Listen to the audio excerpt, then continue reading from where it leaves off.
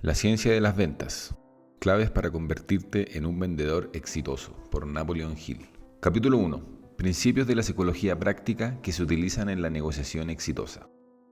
La capacidad para influir en las personas sin irritarlas es el arte más rentable que conoce la humanidad. Este libro está dedicado por completo a un análisis de los principios psicológicos aceptados por medio de los cuales cualquiera puede negociar con otros sin fricciones. Estos son los únicos principios conocidos a través de los cuales es posible ganar amigos e influir en las personas sin elogiarlas de manera innecesaria. Dichos principios se derivaron de las experiencias de vida de algunos de los líderes de la industria de los negocios, de las finanzas y de la educación más exitosos y reconocidos por el pueblo estadounidense en la primera mitad del siglo XX. En este libro podrás encontrar la versión más idónea y dinamizada de la destreza comercial o de ventas moderna. Los vendedores profesionales son artistas que pueden pintar cuadros de palabras en el corazón de los demás. Con la misma capacidad con la que Rembrandt podía combinar colores sobre un lienzo, son artistas que pueden tocar sinfonías hechas de emociones humanas con la misma efectividad con la que Paderewski lograba manipular las teclas de un piano. Los vendedores profesionales son estrategas de la manipulación mental. Pueden organizar los pensamientos de los demás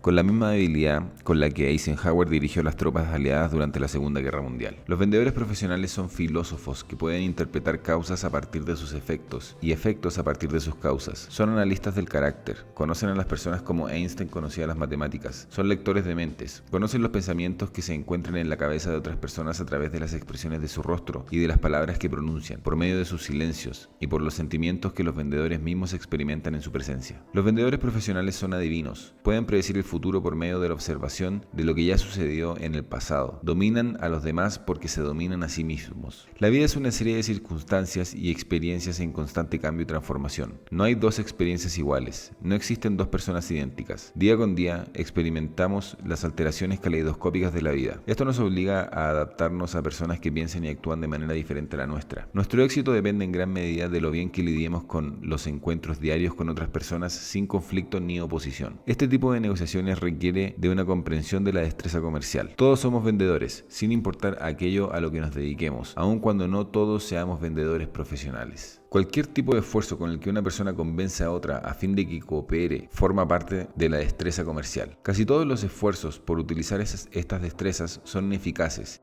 Y es por esta razón que la mayoría de las personas son vendedores poco exitosos. Si alguien alcanza una posición elevada en la vida, es porque adquirió o se vio bendecido con una capacidad innata para vender. Los estudios, títulos universitarios, intelecto e inteligencia no le sirven para nada a aquellos que carecen de la capacidad para atraer los esfuerzos de cooperación de los demás y así crear oportunidades para sí mismos. Estas cualidades ayudan a los individuos a sacar el máximo provecho de las oportunidades, pero antes de eso deben crearlas. En términos de la ley de las probabilidades, es posible que la oportunidad llegue a una de cada 100.000 personas. Los demás necesitan crear sus oportunidades.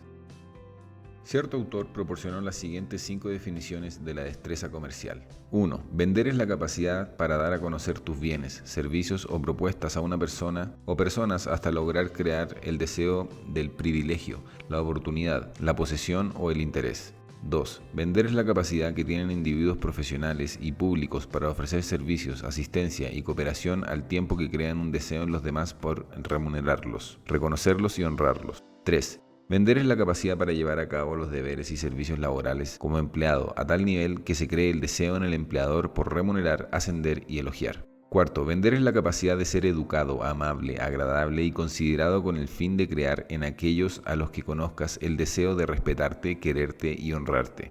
5. Vender es la capacidad de escribir, diseñar, pintar, inventar, crear, componer o realizar cualquier cosa hasta el punto de crear el deseo en la gente de aclamar a los poseedores como héroes, celebridades y personas de enorme grandeza.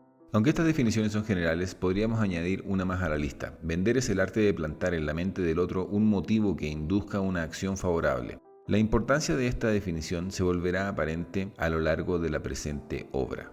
Un vendedor se convierte en un vendedor profesional debido a su capacidad para inducir a otras personas a actuar con base en sus motivos sin resistencia ni fricción. No hay mucha competencia entre los vendedores profesionales porque hay pocos de ellos.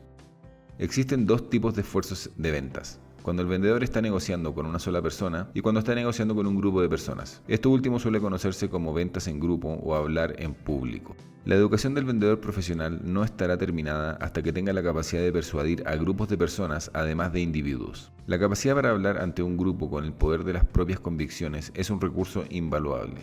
Les ha proporcionado su máxima oportunidad a muchas personas. Esta capacidad debe adquirirse por esfuerzo propio. Es un arte que puede dominarse solo a través del estudio, el esfuerzo y la experiencia. También recuerda esto último cuando selecciones un motivo que guíe el espíritu de tus esfuerzos de venta. Debes servir a las personas. La totalidad del país está en una encrucijada hacia el progreso, en espera de un liderazgo capaz. Millones de personas se han visto detenidas por el temor y la indecisión. Estamos frente a una oportunidad inigualable para hombres y mujeres que estén preparados para adaptarse a una nueva versión de liderazgo, fortalecidos por el valor dedicado al servicio. Sin importar quién seas, ni lo mucho que sepas, no lograrás el éxito hasta que no te conviertas en un vendedor. Necesitas vender tus servicios, necesitas vender tus conocimientos, necesitas venderte a ti mismo y necesitas vender tu personalidad. Al acercarte al estudio de estos principios fundamentales, siempre ten en consideración que tus únicas limitaciones son aquellas que crees en tu propia mente. Recuerda también que puedes eliminar cualquier limitación que crees. Este libro se escribió para los hombres y las mujeres que no permiten quedarse empantanados por circunstancias fortuitas ni verse coartados por limitaciones psicológicas. Capítulo 2. Se necesita una promoción inteligente para triunfar. Cuando hablamos de expertos de la promoción no nos estamos refiriendo a publicistas. La promoción es una cosa y la publicidad es algo por completo diferente. La promoción es el arte de mantener a un individuo vendido ante el público de manera favorable en todo momento. Los expertos en promoción ganan y reciben grandes cantidades de dinero porque tienen la capacidad de reconocer y el buen sentido de apropiarse las fuerzas que necesitan para impulsar los intereses de sus clientes. ¿Cómo es que estas ideas aplican a tu caso? Uno de los principales deberes de esta vida es venderte para alcanzar alguna meta definitiva. No todos somos vendedores eficientes, por lo que la mayoría de nosotros necesitará de los servicios de expertos experimentados en promoción que asuman la responsabilidad de mantenernos frente al público de manera constante y favorable. La ética es una cosa, ampliar la práctica profesional es otra y es posible lograr la armonía entre las dos. Ese es el negocio de los expertos en promoción y nos sirve a los demás también. Si deseamos abrirnos paso en este mundo, tenemos que encontrar las maneras y los medios de atraer la atención de personas que necesiten de aquello que tenemos para ofrecerle al planeta. Construir una ratonera mejor que la del vecino no te servirá de nada a menos que la sólida, intensa y continua promoción de ventas se coloque por detrás de ella. Es deber y responsabilidad de cada persona brindarse cualquier tipo de promoción que necesite para ayudarse a alcanzar el éxito en su profesión elegida. El propio progreso no puede basarse en apariencias, temor o elogios. El éxito en la vida exige materiales más sólidos que estos. Las meras palabras y las más maravillosas banalidades jamás reemplazarán un plan práctico que se ponga en marcha con tenacidad. Si utilizáramos los elogios en nuestro trabajo, de inmediato se nos clasificaría como charlatanes, y con justa razón. Obtenemos mejores resultados al ser francos con las personas que ya nos parece lidiar con otros de manera llana y directa. No solo nos hace ganar amigos, sino conservarlos. Si utilizáramos los elogios en nuestro trabajo, de inmediato se nos clasificaría como charlatanes, y con justa razón. Obtenemos mejores resultados al ser francos con las personas, ya que nos parece que lidiar con otros de manera llana y directa no solo nos hace ganar amigos, sino conservarlos. Las personas idiotas y vacuas son las que gustan de los halagos, y no hay manera de negarlo. Pero aquellos que tienen al menos 2 dedos de frente resisten todo tipo de elogios. Resulta un insulto a su inteligencia. Cuando alguien empieza a elogiarte, es una indicación irrefutable de que la persona quiere algo que posees o quiere que le hagas un favor. Los elogios son una especie de droga que desvía la facultad de razonamiento del que recibe los halagos. Aunque es posible que permita que el halagador obtenga ciertas ventajas temporales, y es frecuente que así suceda, llega un momento en que su efecto se desvanece y la víctima despierta el hechizo con una sensación de resentimiento. Lo más que puede decirse acerca de los elogios es que son un truco psicológico barato con el que los charlatanes y las personas deshonestas engatusan a los demás para conducirlos a un estado de descuido en el que puedan vaciarles los bolsillos. Los halagos son las herramientas principales de todos los estafadores. Nada que se base en halagos puede durar, ya que utilizar elogios como arma para engatusar a las personas es algo diseñado y ejecutado por el demonio. Los que permiten verse influidos por los halagos pierden mucho antes del comienzo de la batalla. Algunos ejecutivos exigen tener manadas de aduladores a su alrededor. Sería más prudente que emplearan un grupo de críticos. El ego humano es un engañoso elemento del equipo mental. Necesita de una constante protección en contra de todo tipo de halagos. El único elemento al que el ego responde con mayor facilidad. Uno de los errores más comunes es buscar el consejo en nuestros amigos, porque la mayoría de quienes dicen serlo prefieren elogiarnos que decirnos la verdad. No desean ofendernos. Es por eso que sus opiniones suelen ser inservibles y engañosas. Los líderes empresariales verdaderamente grandes no dependen de los elogios para obtener resultados. Tienen una fórmula mucho mejor. Andrew Carnegie no elogió a Charles Schwab. Obtuvo resultados más confiables al pagarle al señor Schwab hasta $1 millón al año por su inteligencia y su personalidad y al exigir obtener su absoluta lealtad. Los elogios no te servirán de mucho con la mayoría de los policías o conductores de taxis, quienes se hagan indispensables para los demás al ofrecer un mejor y mayor servicio que aquel por el que se les paga, lograrán resultados más permanentes y deseables de los que se podrían obtener a través de todos los elogios del mundo. Si quieres adoptar las ventas como exitosa filosofía de vida, mira a tu alrededor y ve qué servicio de utilidad puedes ofrecerle al mayor número posible de personas. Hazte valioso para los demás y no necesitarás aprender el arte de la adulación para ganarte a las personas y para utilizar tu influencia personal. Además, aquellas personas a las que te ganes permanecerán ganadas. Ser muy agradable con los demás puede ofrecerte enormes ventajas, pero los elogios no son la herramienta por medio del cual puedes obtener y conservar ese fin tan deseable. Existen maneras sólidas y recomendables de ganar amigos e influir en las personas a través de apelaciones que se basen en alguna combinación de los 9 motivos básicos que se describirán en el capítulo 4. Si deseas llegar al tope de la escalera del éxito y quedarte allí, será mucho más seguro utilizar estos 9 motivos como los peldaños de tu escalera que depender de la adulación. Existen 9 ventanas y puertas a través de las cuales se puede ingresar en la mente humana e influirla. Ni una sola de ellas se denomina adulación. Las 9 puertas son los 9 motivos básicos a través de los cuales se vuelve posible influir en cualquier persona. Capítulo 3. La estrategia de la destreza comercial profesional. Los motivos son las semillas a partir de las cuales puede germinar una venta. Cada semilla debe contener un núcleo germinal, de lo contrario no podrá germinar, sin importar la tierra en la que se haya plantado. Los motivos también deben contener un núcleo germinal o no prosperarán para convertirse en una venta. Quienes comprenden cómo inyectarles un núcleo germinal a los motivos son los vendedores profesionales. Son profesionales porque capturan la propia imaginación del comprador potencial y logran que trabaje en su beneficio. Cuando un verdadero artista planta un motivo apropiado en la mente de un comprador potencial, este empieza a trabajar desde adentro de la misma manera en que la levadura actúa sobre la masa del pan. Ilustremos el punto. El finado Dr. William Rainey Harper, durante su periodo como presidente de la Universidad de Chicago, quiso construir un nuevo edificio en el campus con un costo estimado de $1 millón. Los fondos que tenía disponibles no bastaban para el proyecto, ni tampoco veía ninguna manera en la que pudiera obtener los fondos suficientes a partir del presupuesto anual de la universidad. Después de analizar la situación, se volvió evidente para el Dr. Harper que tendría que conseguir $1 millón de una fuente externa. Y aquí es donde empieza la descripción del modus operandi de un vendedor profesional. De inicio, el Dr. Harper no acudió a hombres acaudalados para obtener donativos, ni implementó una campaña para conseguirlos. Decidió que obtendría la cantidad completa a través de una sola venta. No solo eso, asumió la responsabilidad personal de concretarla. Lo primero que hizo fue determinar un plan de acción. Aquí es donde fracasan todos menos los vendedores profesionales. Ante la falta de un plan que sea tanto definitivo como sólido, su plan, una vez finalizado, no incluía más que a 2 donadores potenciales. Su intención era obtener los fondos necesarios, ya fuera de uno o de otro. Concebió un plan de manera ingeniosa y lo concretó con una estrategia astuta y penetrante cargada de dinamita. ¿Qué hizo entonces el Dr. Harper? Eligió como donadores futuros a 2 millonarios de Chicago que sabía que eran enemigos acérrimos. No me queda la menor duda de que ya estás empezando a ver su estrategia, incluso antes de que la explique en su totalidad. Pero sigue leyendo para que aprendas la técnica de un verdadero artista de las ventas profesionales. Uno de estos hombres era el director del sistema de transporte ferroviario de la ciudad de Chicago. El otro era un político que había acumulado una enorme fortuna después de extorsionar a esta empresa de tranvías y a través de otros métodos.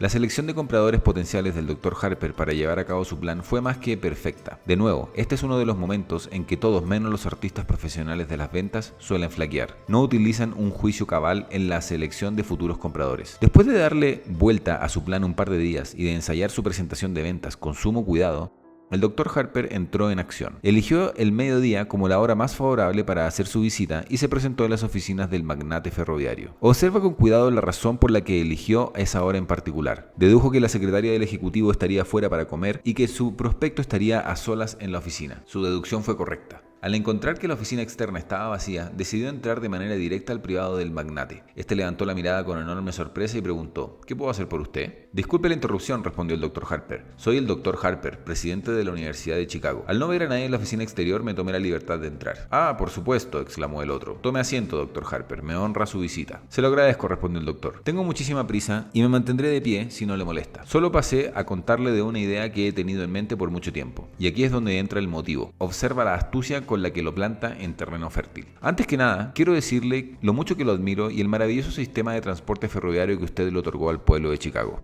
Con esto neutralizó la mente de su prospecto. De veras creo que es el mejor sistema de transporte de todo el país. No obstante, se me ocurrió que aunque usted logró crear un enorme monumento a su nombre, es de tal naturaleza que el mundo no tardará en olvidar quién lo construyó en el momento mismo en que muera. Observa ahora cómo el profesional regresa a su motivo. Me agradaría verlo construir un monumento que perdure para siempre. Pensé en un plan mediante el cual podría hacerlo, pero me topé con algunas dificultades que siento decir podrían representar un obstáculo. Aquí está alejando la carnada del prospecto para hacer que la idea resulte más deseable. Pensé en obtener para usted el privilegio de construir un bello edificio de granito en el campus universitario.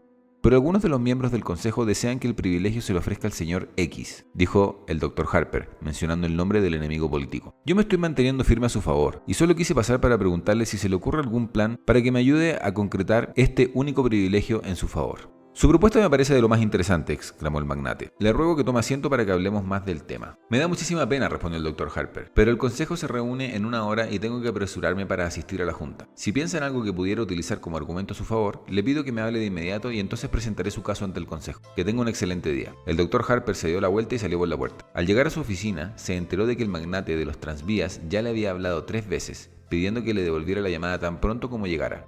El educador hizo lo propio, le habló al magnate, quien le pidió que le permitiera hacerle una visita para presentar su caso en persona ante el consejo. El Dr. Harper le indicó que eso sería poco recomendable y que en vista de la oposición que algunos de los miembros del consejo habían expresado en su contra, el Dr. Harper sería el más adecuado para presentar el asunto de manera diplomática, con lo que intensificó la atracción. Si me hace el favor de telefonearme mañana por la mañana, le sugirió el doctor, le dejaré saber qué resultados pude obtener. A la mañana siguiente, al llegar a su oficina, el Dr. Harper encontró al magnate esperándolo. Se reunieron en privado por cerca de media hora. Es probable que lo que sucedió jamás se revele al público. Sin embargo, lo interesante es que el magnate ferroviario asumió el papel de vendedor mientras el Dr. Harper hizo de comprador para verse convencido de aceptar un cheque por $1.000.000 y de prometer que trataría de lograr que el consejo lo aceptara. El cheque se aceptó sin más. Nadie sabe cuáles fueron los argumentos que el Dr. Harper utilizó con el consejo.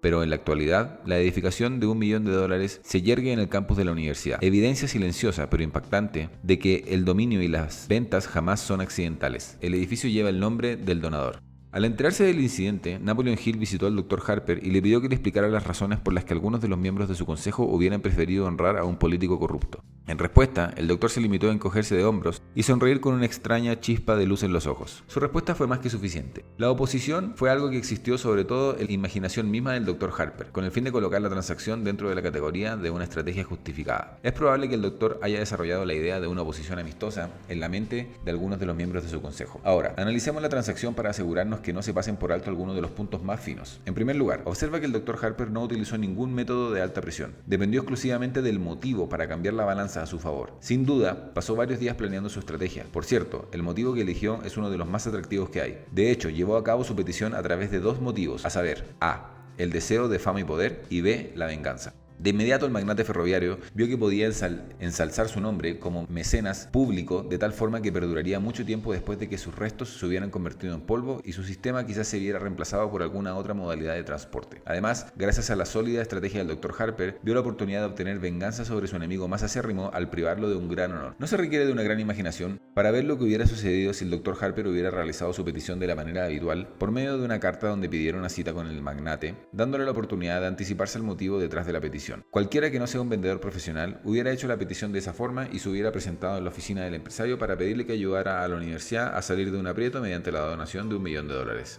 Para propósitos de ejemplificación, supón que el Dr. Harper no hubiera comprendido la psicología de los motivos y que no hubiera sido un vendedor profesional. Habría visitado al magnate y este es el tipo de conversación que se hubiera dado. Buenos días, señor. Soy el Dr. Harper, presidente de la Universidad de Chicago. He venido para pedirle unos minutos de su tiempo. Con esto está pidiendo favores desde un inicio y no está logrando neutralizar la mente del comprador potencial. Necesitamos $1 millón para construir un edificio nuevo que tenemos planeado erigir en el campus de la universidad y pensé que podía estar interesado en donar esa cifra. Usted ha sido de lo más exitoso, tiene un excelente sistema de tranvías mediante el cual genera enormes ganancias que en realidad ha podido obtener gracias al público en general. Ahora resulta más que justo que muestre su agradecimiento por el grado de éxito que ha tenido y que el público ha hecho posible a través de una buena obra a favor de esa misma gente. Observa la escena en tu mente. El magnate está removiéndose en su silla al tiempo que con nerviosismo acomoda y mueve papeles sobre el escritorio en un intento por pensar en una excusa con la cual negarse a la petición. Tan pronto como el presidente de la universidad pausa en su presentación de ventas, el magnate lo interrumpe. No sabe cuánto lo siento, Dr. Harper, pero el presupuesto para obras filantrópicas ya se agotó por completo. Como sabe, año tras año hacemos donaciones generosas al Fondo de Gastos Comunitarios y no hay nada más que podamos hacer este año. Además, $1 millón es una cifra considerable. Dudo mucho que pudiera convencer a nuestro consejo empresarial de donar esa cantidad de dinero para una caridad. Y con la palabra caridad le asesta el golpe final al doctor. Sin duda, puedes ver que una mala presentación hubiera colocado al Dr. Harper en la infeliz posición de alguien que está pidiendo una caridad. Donar a alguna obra de beneficencia no forma parte de uno de los 9 motivos básicos con los que incitar a las personas a la acción, pero si se eleva la palabra caridad de su entorno de humildad y se le pinta con tonos de privilegio, fama y honor, adquiere un significado por completamente diferente. Solo un profesional de las ventas tiene la capacidad para lograrlo. La primera técnica es astuta, la segunda es burda. El acto de las ventas, si se lleva a cabo de manera científica, puede compararse con un artista que, pincelada tras pincelada, desarrolla forma y armonía al tiempo que combina sus pinturas sobre un lienzo. Los vendedores profesionales crean pinturas de palabras con lo que tienen que ofrecer a la venta. El lienzo sobre el que trabajan es la imaginación del comprador potencial. Primero hacen un esbozo general de la imagen que quieren pintar y después integran los detalles usando las ideas como sus pigmentos. Al centro de la imagen, en el punto focal, plasman un esquema claramente definido del motivo. Al igual que pintar sobre un lienzo, debe basarse en un concepto o tema. Lo mismo sucede con la venta exitosa. La imagen que pinta el artista profesional de las ventas en la mente del comprador potencial debe ser más que un esbozo a grandes rasgos. Los detalles deben perfeccionarse para que el prospecto no solo vea la imagen en su perspectiva como un todo terminado, sino como un todo que sea de su agrado. El motivo es lo que determina lo agradable que habrá de ser la imagen. El aficionado es como un niño pequeño, que puede crear un burdo dibujo de un caballo que apenas puede reconocerse como tal. Cuando el artista profesional crea el dibujo de un caballo, aquellos que lo contemplan no solo lo reconocen por lo que es, sino que exclaman: ¡qué maravilloso! Parece que estuviera vivo. El artista pinta acción, realidad y vida en su imagen. La misma diferencia existe entre aquellos que se llaman vendedores y los vendedores profesionales, es la que hay entre un aficionado y un gran maestro de la pintura. Los vendedores ineficientes bosquejan un burdo contorno de aquello que desean vender y no incluyen un motivo en la imagen. Dicen: ¿ya lo viste? Es tan claro como el agua, ¿lo vas a comprar? Pero los compradores potenciales no alcanzan a ver lo que el vendedor tiene dentro de su cabeza, o quizá logren verlo, pero no sienten nada en relación con ello. No se ven motivados a la acción por un bosquejo burdo o por una imagen inconclusa y carente de vida. No se ha plantado ninguna semilla de deseo en su mente ni una apelación a un motivo. Esta es la razón por la que esos vendedores no obtienen los resultados deseados. Los vendedores profesionales pintan un tipo diferente de imagen, no omiten ningún detalle, combinan los colores de sus palabras para que se mezclen de manera armónica y simétrica con el fin de capturar la imaginación del comprador futuro. Construyen una imagen en torno a un motivo que domina la totalidad de la escena y ponen a trabajar la mente del comprador en beneficio propio. Esto es lo que define la destreza comercial profesional. En contraste, los profesionales se familiarizan con los motivos que de manera inmediata y eficaz apelan al comprador potencial de un seguro de vida. Analizan. La destreza comercial profesional consiste en una serie de impresiones gráficas que se pintan con maestría en la mente de un comprador potencial a través de uno o más de sus 5 sentidos. Si estas imágenes creadas con palabras no son claras y distinguibles, bellamente armonizadas y fertilizadas con motivos de la manera adecuada, no instarán al comprador potencial a la acción. Los vendedores profesionales pintan sus imágenes en la mente de sus clientes potenciales por medio de tantos motivos y sentidos como sea posible. Es frecuente que completen sus palabras con muestras o imágenes verdaderas de sus productos, al saber que las ventas se concretan con mayor facilidad cuando la presentación alcanza la mente de los prospectos a través de más de uno de los 5 sentidos y también se ha plantado más de un motivo de compra en la mente de estos. La destreza comercial profesional empieza y termina con el motivo adecuado, siempre y cuando el motivo correcto se haya inyectado dentro del argumento de ventas. Hará poca diferencia lo que suceda entre el inicio y el final de estas. En cierto sentido, todas las ventas son iguales. Los individuos se ven movidos a comprar o a no comprar a causa del motivo. Si basas tu presentación de ventas en el motivo correcto, tu venta estará concretada antes de que la inicies. Recuerda, sin embargo, que en términos generales, el motivo debe establecerse en la mente del comprador potencial. La mayoría de personas no tiene ni la imaginación ni la inclinación de crear sus propios motivos para adquirir tu producto. Solo las personas sin fuerza de voluntad permitirán que se les venda algo sin que el vendedor haya plantado un motivo lo bastante imperioso en su mente, con sumo tacto, pero también con energía. La mayoría de las personas no se ven particularmente influida por la razón, se ve persuadida por las emociones y los sentimientos. Aquellos que no son capaces de despertar sus propias emociones de manera profunda no serán capaces de apelar a los demás a través de la naturaleza emocional. Will Rogers se hizo popular a través de sus comentarios acerca de las noticias del mundo porque tenían un sentido de dramatismo suficiente como para acoplar sus comentarios al estado de ánimo de las personas. Esto no es mera teatralidad, es teatralidad de orden superior. Paul Harvey fue uno de los comentaristas radiofónicos mejor pagados de Estados Unidos. Hizo una fortuna a través de sus programas por su capacidad de dramatizar lo que las personas pensaban o lo que querían pensar, y por darles color a las noticias del día. Los gerentes de ventas que no son animadores capaces están derrotados antes de siquiera empezar. Es necesario que puedan extraer las capacidades escénicas de sus vendedores. Una presentación de ventas que da un animador capaz es un espectáculo en sí mismo y es tan interesante como una obra de teatro. Además, lleva al futuro comprador por los mismos procesos mentales exactos que provoca una buena obra de teatro. Los vendedores que son animadores capaces pueden lograr que el comprador potencial cambie de parecer de un sentido negativo a uno positivo a voluntad. Logran el cambio no de manera accidental, ni por suerte, sino a través de un plan cuidadosamente delineado. Un animador capaz puede neutralizar la mente del comprador potencial a pesar del estado mental en el que pueda estar el comprador cuando se acerque a él. Y todavía más importante, el animador capaz sabe lo suficiente como para no tratar de alcanzar un clímax o tratar de concretar una venta a menos que haya logrado obrar dicho cambio. Un agricultor no puede producir trigo sin preparar la tierra en la que plantará las semillas. Un vendedor no puede plantar la semilla de un deseo en la mente de un prospecto si esta mente está en un estado negativo. Los vendedores que comprenden la teatralidad preparan la mente del futuro comprador de forma tan cuidadosa y científica como lo realiza el agricultor al preparar la tierra. Si no lo hacen, no son vendedores. Hace poco, un vendedor entró a la oficina de un hombre mientras éste estaba enfrascado en una acalorada discusión telefónica con su esposa. Cuando terminó su conversación, el hombre volteó a ver al vendedor y le preguntó: ¿y usted qué día los quiere? Sin verse desanimado por el desafortunado momento de su visita, el vendedor respondió con una voz suave y una amable sonrisa: estoy organizando un club de defensa para maridos, y le explicó al cliente que él tenía una esposa parecida. Los dos hombres hablaron acerca de las mujeres por cerca de 10 minutos. Más adelante, y con enorme tacto, el vendedor dirigió la charla hacia su producto y se marchó con una venta de $10,000. Eso combinó dotes escénicos con destreza comercial. El vendedor que no supiera nada de teatralidad hubiera fracasado en esa instancia. Este vendedor, al saber el valor de lo dramático, convirtió una situación desafortunada en una ventaja para sí. Como dijo Napoleón Hill, dentro de toda adversidad se encuentra una semilla equivalente de beneficio. Como podrás observar, varias de las páginas de este libro están dedicadas a enfatizar la importancia de la estrategia o plan de ventas construido con esmero en torno a un motivo adecuado. Una de las diferencias más importantes entre un vendedor profesional y un mero agente de ventas es el hecho de que el profesional está familiarizado con los 9 motivos básicos y utiliza al menos uno de ellos como fundamento para su plan de ventas. En contraste, los agentes de ventas no utilizan motivos ni cuentan con un plan. Tratan de vender por mera fuerza y con gran torpeza a través de un método de ensayo y error que en ocasiones funciona, pero por lo general no da en el blanco. Capítulo 4. Las cualidades que debe desarrollar el vendedor profesional. Son muchos los factores implicados en la creación del vendedor exitoso. La mayoría de ellos son de naturaleza personal y tienen más que ver con el individuo que con los productos o servicios que vende. Investigaremos dichos factores a detalle. La cultivación de los principios que aquí se discuten implican 2 elementos diferentes. Primero, un análisis introspectivo para determinar la presencia o ausencia de estas cualidades deseables y, segundo, el esfuerzo deliberado para fomentarlas. Ya que la mayoría de los así llamados rasgos mentales tienen bases físicas, muchas de estas cualidades deseables pueden obtenerse al hacer o intentar hacer aquellas cosas que conduzcan al fin deseado. La ciencia ha comprobado en gran medida que el estado mental refleja una condición física y que existen factores químicos y físicos dentro del cuerpo que conducen a los estados de ánimo, sentimientos y pensamientos que la psicología académica solía clasificar como exclusivamente mentales. Entonces, ¿cuáles son algunas de las cosas indispensables que los vendedores profesionales deben tener dentro de su equipo mental? Existe una lista de cualidades muy deseables que casi cualquier persona normal y razonable puede llegar a poseer y ejercer. La lista es larga y la perfección solo se puede alcanzar poco a poco. Por ende, antes de entrar en una consideración detallada de las cosas que querrías que tu mente y cuerpo sean capaces de hacer, enumeremos aquellas que son por completo indispensables.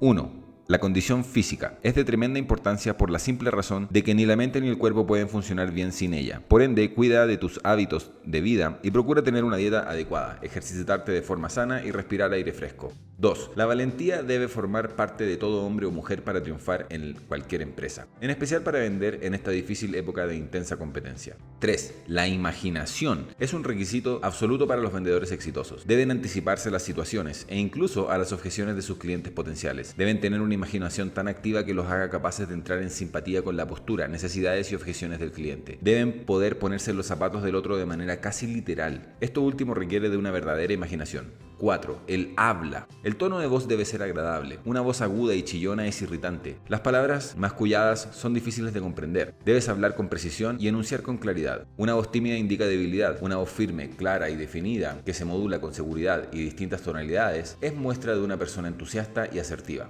5. El trabajo duro es lo único que transformará la capacitación y capacidad de ventas en dinero. No existe cantidad alguna de buena salud, valentía o imaginación que valga un centavo a menos que se ponga a trabajar. La suma de ingresos que obtienen los vendedores suele fijarse según la cantidad de trabajo arduo e inteligente que realmente lleven a cabo. Hay muchas personas que tratan de darle la vuelta a este factor del éxito. Los principios descritos antes son simples, no hay nada inusual o imposible, o incluso notable acerca de los mismos, ni de manera separada ni colectiva, a menos que quizás se trate del hecho de que la mayoría de los vendedores carece de uno o más de ellos. Hay algunos vendedores que trabajan duro y que incluso utilizan su imaginación adecuadamente hasta que se topan con una serie de reveses y rechazos. Es aquí donde los vendedores con solidez de espíritu, entereza y valor en su corazón regresan al ruedo y vencen a sus contrapartes que no cuentan con estas cualidades. La valentía es esencial. Claro está que se conoce a muchos vendedores que son valientes e imaginativos y que trabajan con intensidad, pero que a causa de su desenfreno y excesos corporales se perjudican a tal grado en sentido físico que la mitad del tiempo son incapaces de llevar a cabo su trabajo. Otras cualidades que los administradores experimentados de ventas consideran que son necesarias dentro del equipo de los vendedores exitosos pueden listarse como sigue.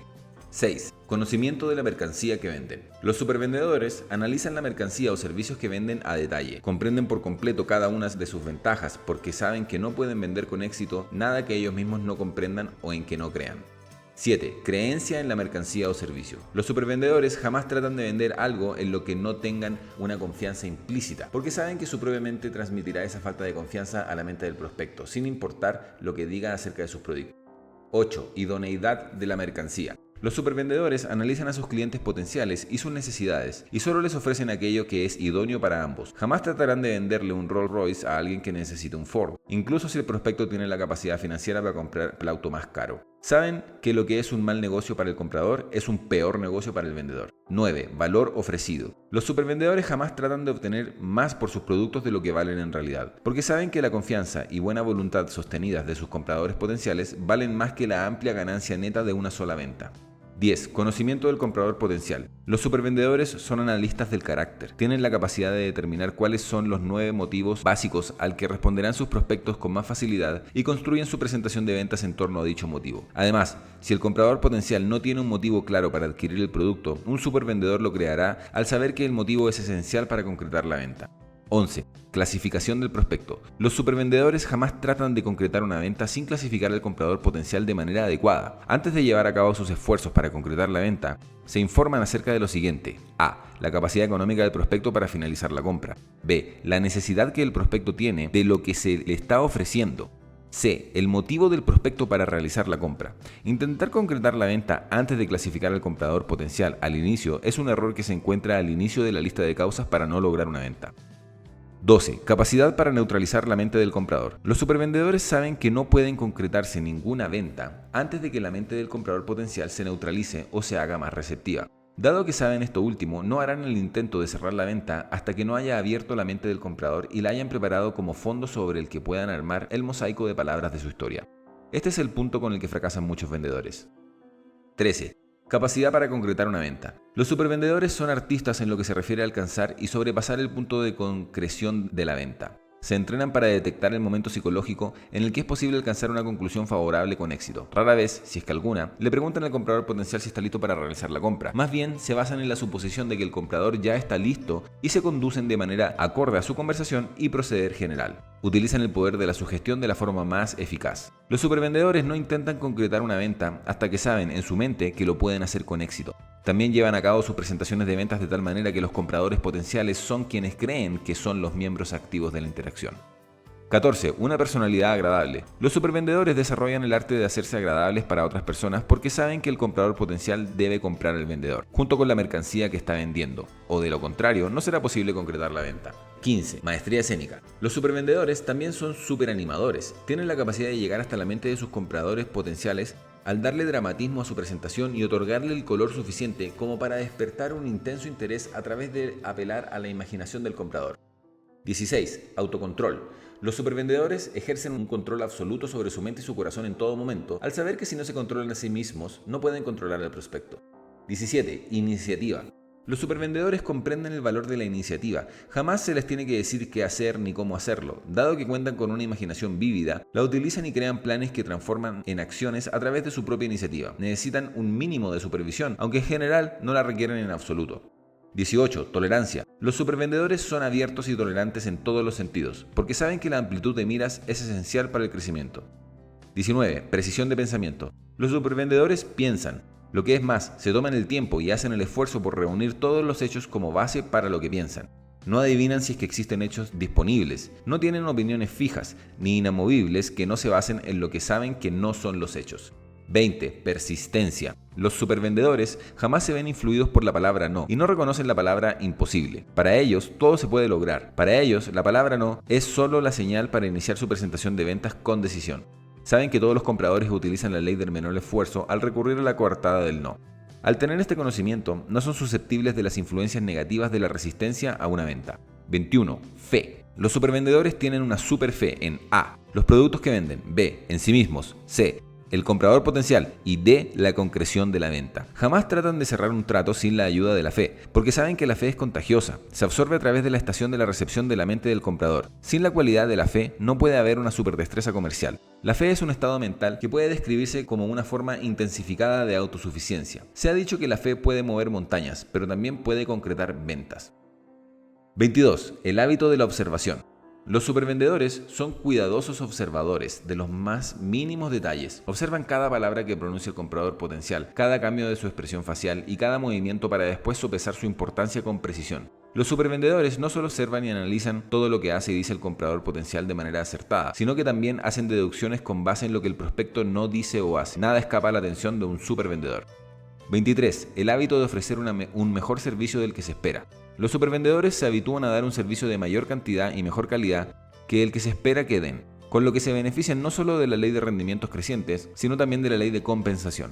24. Se benefician de sus fracasos y errores. Los supervendedores no consideran que nada es un desperdicio de sus esfuerzos. Se benefician de todos sus errores y de observar los errores que cometen los demás. Saben que, si se analizan, en todo fracaso y error pueden encontrar las semillas de un éxito equivalente. 25. La mente maestra. Los supervendedores comprenden y aplican el principio de la mente maestra, a través del cual multiplican sus poderes de logro de manera considerable. El principio de la mente maestra aplica a la coordinación de dos o más mentes individuales que funcionan en perfecta armonía en aras de un propósito definitivo. La mente maestra se discutirá con mayor detalle en el capítulo 6.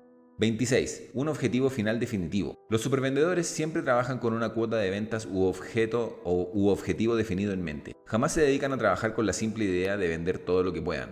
No solo tienen una meta específica en mente, sino que se proponen en un tiempo definido en el cual alcanzarla. El efecto psicológico de una meta general definitiva, autosugestión, se discutirá en el capítulo 5. 27. Aplican la regla de oro. Los supervendedores utilizan la regla de oro como fundamento para todas sus transacciones de negocio, al ponerse en los zapatos de la otra persona y al ver la situación desde la perspectiva del otro. De entre todas las cualidades que deben poseer un vendedor, no hay ninguna que sea más valiosa que la siguiente. 28. Entusiasmo. Los supervendedores cuentan con una abundancia de entusiasmo que pueden utilizar a voluntad. Saben que los compradores potenciales detectarán las vibraciones de pensamiento que liberen a través de su entusiasmo y que actuarán según estas como si fuesen creación propia del prospecto. El entusiasmo es algo difícil de explicar, pero su presencia se reconoce con facilidad. Las personas entusiastas le agradan a todo el mundo, son animosas e irradian una atmósfera de compañerismo positivo, fe intensa y propósitos elevados. Quizás su entusiasmo nace a partir de la profunda fe que tienen en sí mismos, en la misión de su labor y en el bien que hacen. El entusiasmo, o falta del mismo, puede compararse con la luz que rodea a un diamante que resplandece en el escaparate de una joyería. Su espontaneidad e iridescencia instan a la admiración y le dan valor en contraste con la atmósfera apagada y opaca que rodea a un trozo de vidrio del mismo tamaño. El vidrio puede compararse por una nada, sin que haya nadie dispuesto a hacerlo, mientras que todos, grandes y pequeños, ricos y pobres, van en busca del diamante. Es por ello que a todos los vendedores se les debe dar este consejo, como si proviniera del Sinaí. Y con todo lo que obtengas, adquiere entusiasmo. El dominio y la conexión con todos estos factores principales le dan a los vendedores el derecho de considerarse supervendedores. Si aspiras al dominio de las ventas, estudia la lista anterior con cuidado y asegúrate de que no flaqueas en ninguna de estas cualidades. Como puedes observar, cada una de estas cualidades puede adquirirse. Esto no coincide con la idea falsa que sostienen algunas personas de que los vendedores nacen, no se hacen. La destreza comercial es un arte y una ciencia, y aquellos que tienen la voluntad de adquirirla pueden hacerlo. Existen personas bendecidas con el tipo de personalidad que favorece el rápido dominio de los factores de la superdestreza comercial, mientras que habrá otros que tengan que desarrollarlo, pero es algo que puede hacerse. Existen 9 motivos básicos a los que las personas responden con mayor facilidad.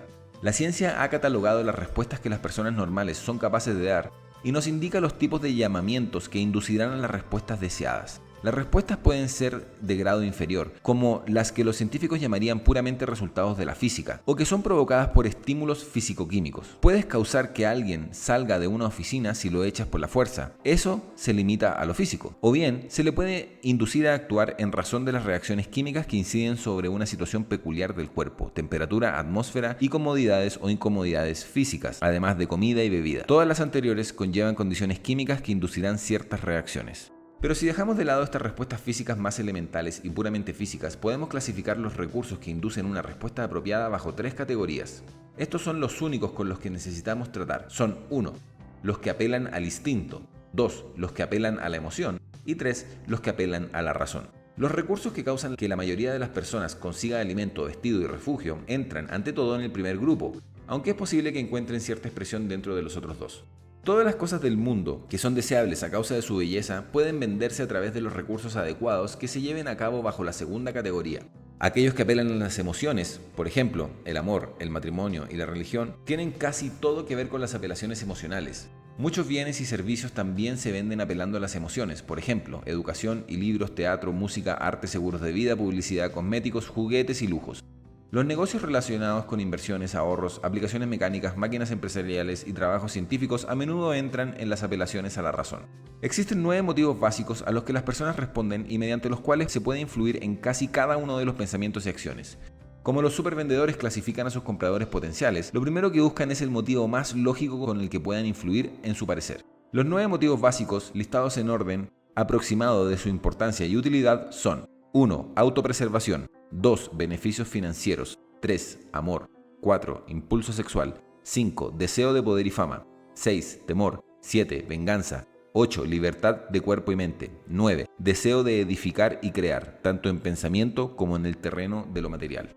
Los supervendedores confrontan sus presentaciones contra estos 9 motivos básicos para asegurarse de que incluyan las más posibles y que sus apelaciones hagan referencia a los mismos. Saben que una presentación de ventas será más eficaz si se basa en más de un solo motivo. Ningún vendedor tiene el derecho de tratar de ofrecerle cualquier cosa a cualquier persona sin que en su argumento de ventas le presente un motivo lógico de compra al cliente potencial. Y de hecho, ningún supervendedor intentará hacerlo. La superdestreza comercial contempla el ofrecerle un servicio de utilidad al comprador. Los métodos de alta presión no entran en la categoría de la superdestreza comercial, primordialmente porque presuponen la falta de un motivo lógico para comprar. El mero hecho de que se utilicen los métodos de alta presión evidencia que quien vende no tiene un motivo lógico que darle al prospecto en cuanto a las razones por las cuales debería efectuar la compra. Un análisis cuidadoso de más de 30.000 vendedores reveló que el principal defecto del 98% de los mismos podía encontrarse entre las siguientes debilidades técnicas. 1. No ofrecer un motivo para comprar. 2. Falta de persistencia en la presentación de ventas y en la concreción de estas. 3. No clasificar a los compradores potenciales.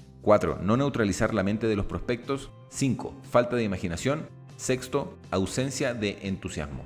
Estas definiciones son comunes entre la gran mayoría de los vendedores de todo tipo de áreas. Cualquiera de estas debilidades basta para destruir la oportunidad para vender. Como puedes observar, no presentar un motivo para comprar se encuentra al inicio de la lista. No existe nada más que la indiferencia o la falta de conocimientos de la ciencia de las ventas que pueda explicar esto, que es la mayor debilidad en la personalidad y hábitos de los vendedores. El éxito en las ventas es el resultado de cualidades positivas que deben poseerse y utilizarse. La incapacidad para vender es el resultado de las cualidades negativas que deben eliminarse. Entre las principales cualidades negativas se encuentran las que siguen. 1. El hábito de la procrastinación. No hay sustituto para la acción puntual y persistente.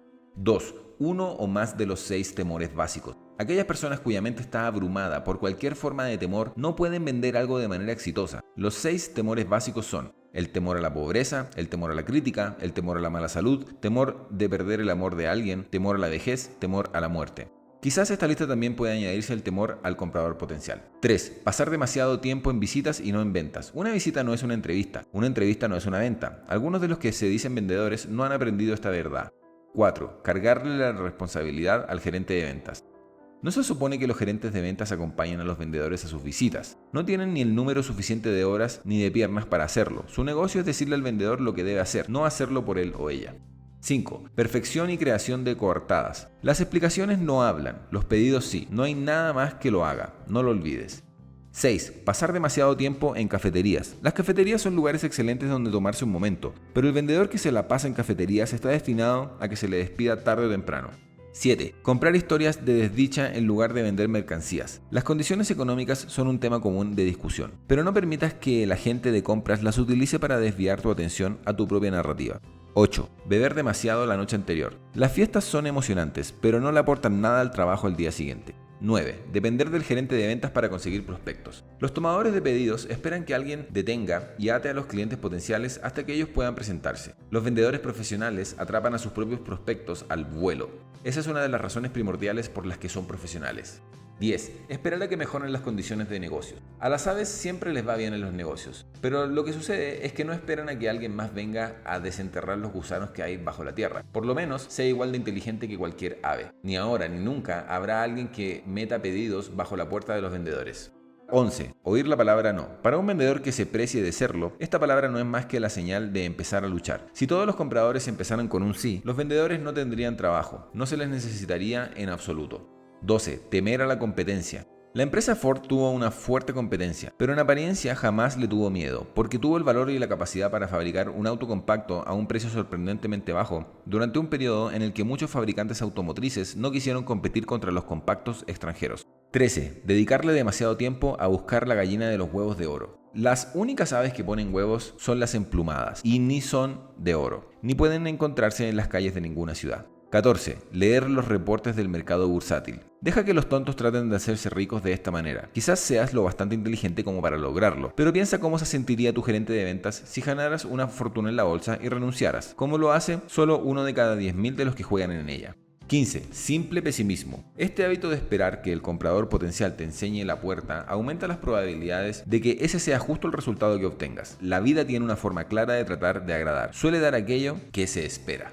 La anterior no es una lista exhaustiva de todas las cosas que no se deben hacer, pero es una buena muestra. Es posible que algunos consideren que la lista es un poco demasiado personal y frívola, mientras que otros detecten un toque de sarcasmo en ella. Se elaboró teniendo en mente solo a aquellos que son más quisquillosos, otros no se sentirían aludidos. Si tienes alguna duda en cuanto a si sufres de cualquiera de estas formas de defecto, ármate de valor y revisa la lista con tu gerente de ventas. Enfatiza que quieres que sea perfectamente franco contigo. Esta lista de cosas que no deben hacerse no se originó con nosotros. Se recopiló a partir de la observación de más de 30.000 vendedores a los que tuvimos el privilegio de capacitar y de algunos a los que les ofrecimos nuestra dirección. Nota cómo ni una sola de estas deficiencias es atributo de una personalidad agradable.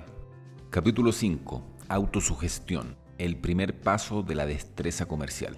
Cada supervendedor sabe que cada venta se hace, de primera instancia, al vendedor mismo, y que el nivel al que logra hacer la venta de manera perfecta será la medida del grado de convencimiento que puede inducir en la mente del comprador. A causa de la trascendencia que tiene autovenderse, la autosugestión asume un papel importante en la enseñanza de la destreza comercial. Este es el principio a través del cual el vendedor satura su propia mente con una creencia en el producto o servicio que está ofreciendo a la venta, así como en su propia capacidad para vender. La autosugestión implica dominar la propia voluntad con el fin de obrar en el sentido que deseamos. Es el principio a través del cual uno comunica cualquier idea, plan, concepto o creencia al propio inconsciente. El inconsciente es la estación difusora que de manera voluntaria les transmite los propios pensamientos y creencias o incredulidades a los demás. Los supervendedores saben que deben educar a sus inconscientes para transmitir una creencia en lo que están ofreciendo. La repetición de una sugestión al propio inconsciente es la forma más eficaz de educarlo para transmitir solo aquellos pensamientos que sean de provecho. El inconsciente no se verá influido por cualquier sugestión que se plantee, a menos que esté intercalada con emociones o sentimientos. La cabeza o la fría capacidad de razonamiento no tiene influencia sobre la mente inconsciente. Esta solo responde a los impulsos de pensamiento que se mezclan de manera adecuada con los sentimientos. La mente inconsciente se ve influida por factores negativos como la misma facilidad que a través de factores positivos. Los supervendedores jamás pasan este hecho por alto. Es una de las razones por las que son supervendedores. Existen 7 principales emociones positivas. 1. El sexo se coloca al inicio de la lista porque es la emoción más poderosa. 2. Amor. 3. Esperanza. 4. Fe. 5. Entusiasmo. 6. Optimismo. 7. Lealtad. El mundo se encuentra controlado por la facultad emocional. La mayoría de nuestras actividades, desde que nacemos y hasta que morimos, se ve inducida por nuestros sentimientos. Los vendedores que apelan a sus compradores a través de sus emociones o sentimientos concretarán 10 ventas por cada una que logren hacer a aquellos que apelen únicamente a la razón. En términos generales, los compradores hacen adquisiciones a causa de algún motivo que esté cercanamente asociado con las emociones, como puede verse con facilidad si se estudia la lista de motivos que inducen a las personas a comprar. En la anterior lista de las 7 principales emociones positivas, los supervendedores encontrarán el elixir de la naturaleza, mismo que deberán mezclar con las sugestiones que plantean dentro de su propia mente inconsciente si esperan transmitirles a sus clientes potenciales los impulsos de pensamiento que los inclinen a favor de la venta.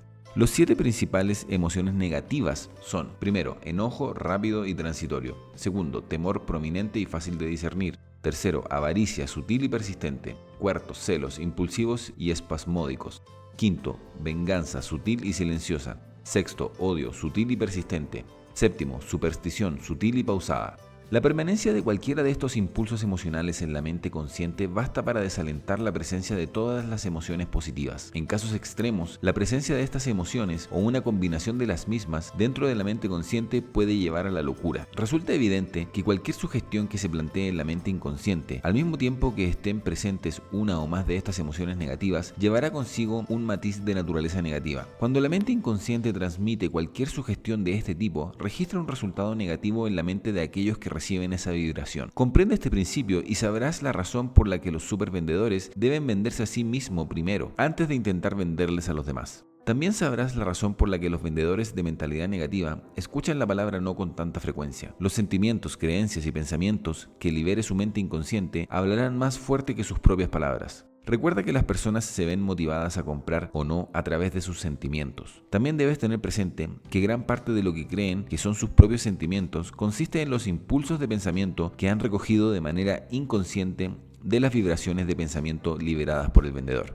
Los supervendedores no permiten que sus mentes inconscientes transmitan pensamientos negativos ni los expresen a través de las palabras, porque comprenden que las cosas parecidas se atraen entre sí y que las sugestiones negativas atraerán acciones negativas y decisiones negativas por parte de sus prospectos. Entonces, el vendedor que critica algo o a alguien destruye la ventaja que podría obtener a través de las sugestiones positivas. La presencia de una sola de las emociones negativas dentro de la mente tiende a atraer parvadas enteras de sentimientos afines. Al saber esto, los supervendedores se cuidan de no plantar pensamientos negativos en la mente de sus compradores potenciales. En la actualidad, el campo de la política y la mayoría de los políticos gozan de muy mala fama en todo el país. Analiza el tipo de estrategia de ventas que utilizan y podrás comprender con facilidad por qué han perdido la confianza de sus compradores. Aquellos que buscan cargos públicos acostumbran a hacerlo a través de atacar a sus contrincantes y no se venden a sí mismos a sus votantes con base a sus propios méritos. Ningún negocio bien administrado permitirá que sus vendedores busquen las preferencias de los compradores por medio de criticar a la competencia. Los gerentes de ventas tienen el suficiente sentido común como para saber que las ventas que se logran a través de despreciar a sus competidores o a las mercancías que están en competencia con las propias no son ventas reales y que, a futuro, los tratos que se consigan por esos medios terminarán por ser un lastre. En general, los discursos de los políticos son un excelente ejemplo de este tipo de estrategia de ventas. En alguna ocasión, un sabio filósofo dijo que los dioses primero enloquecen a quienes quieren destruir. El enojo es una emoción negativa, deriva en ventas muy deficientes cuando se mezcla con la destreza comercial. O sea o no que exista una causa justa para dicho enojo. El silencio es mucho más eficaz que las palabras que se ven inspiradas por el enojo y que se mezclan con él. La sátira, el sarcasmo y los pensamientos negativos que se expresan a través de las insinuaciones podrán darle al vendedor la reputación de ser un humorista, pero no le servirán de ayuda para vender sus productos. En las ventas, las afirmaciones francas de naturaleza negativa equivalen al suicidio.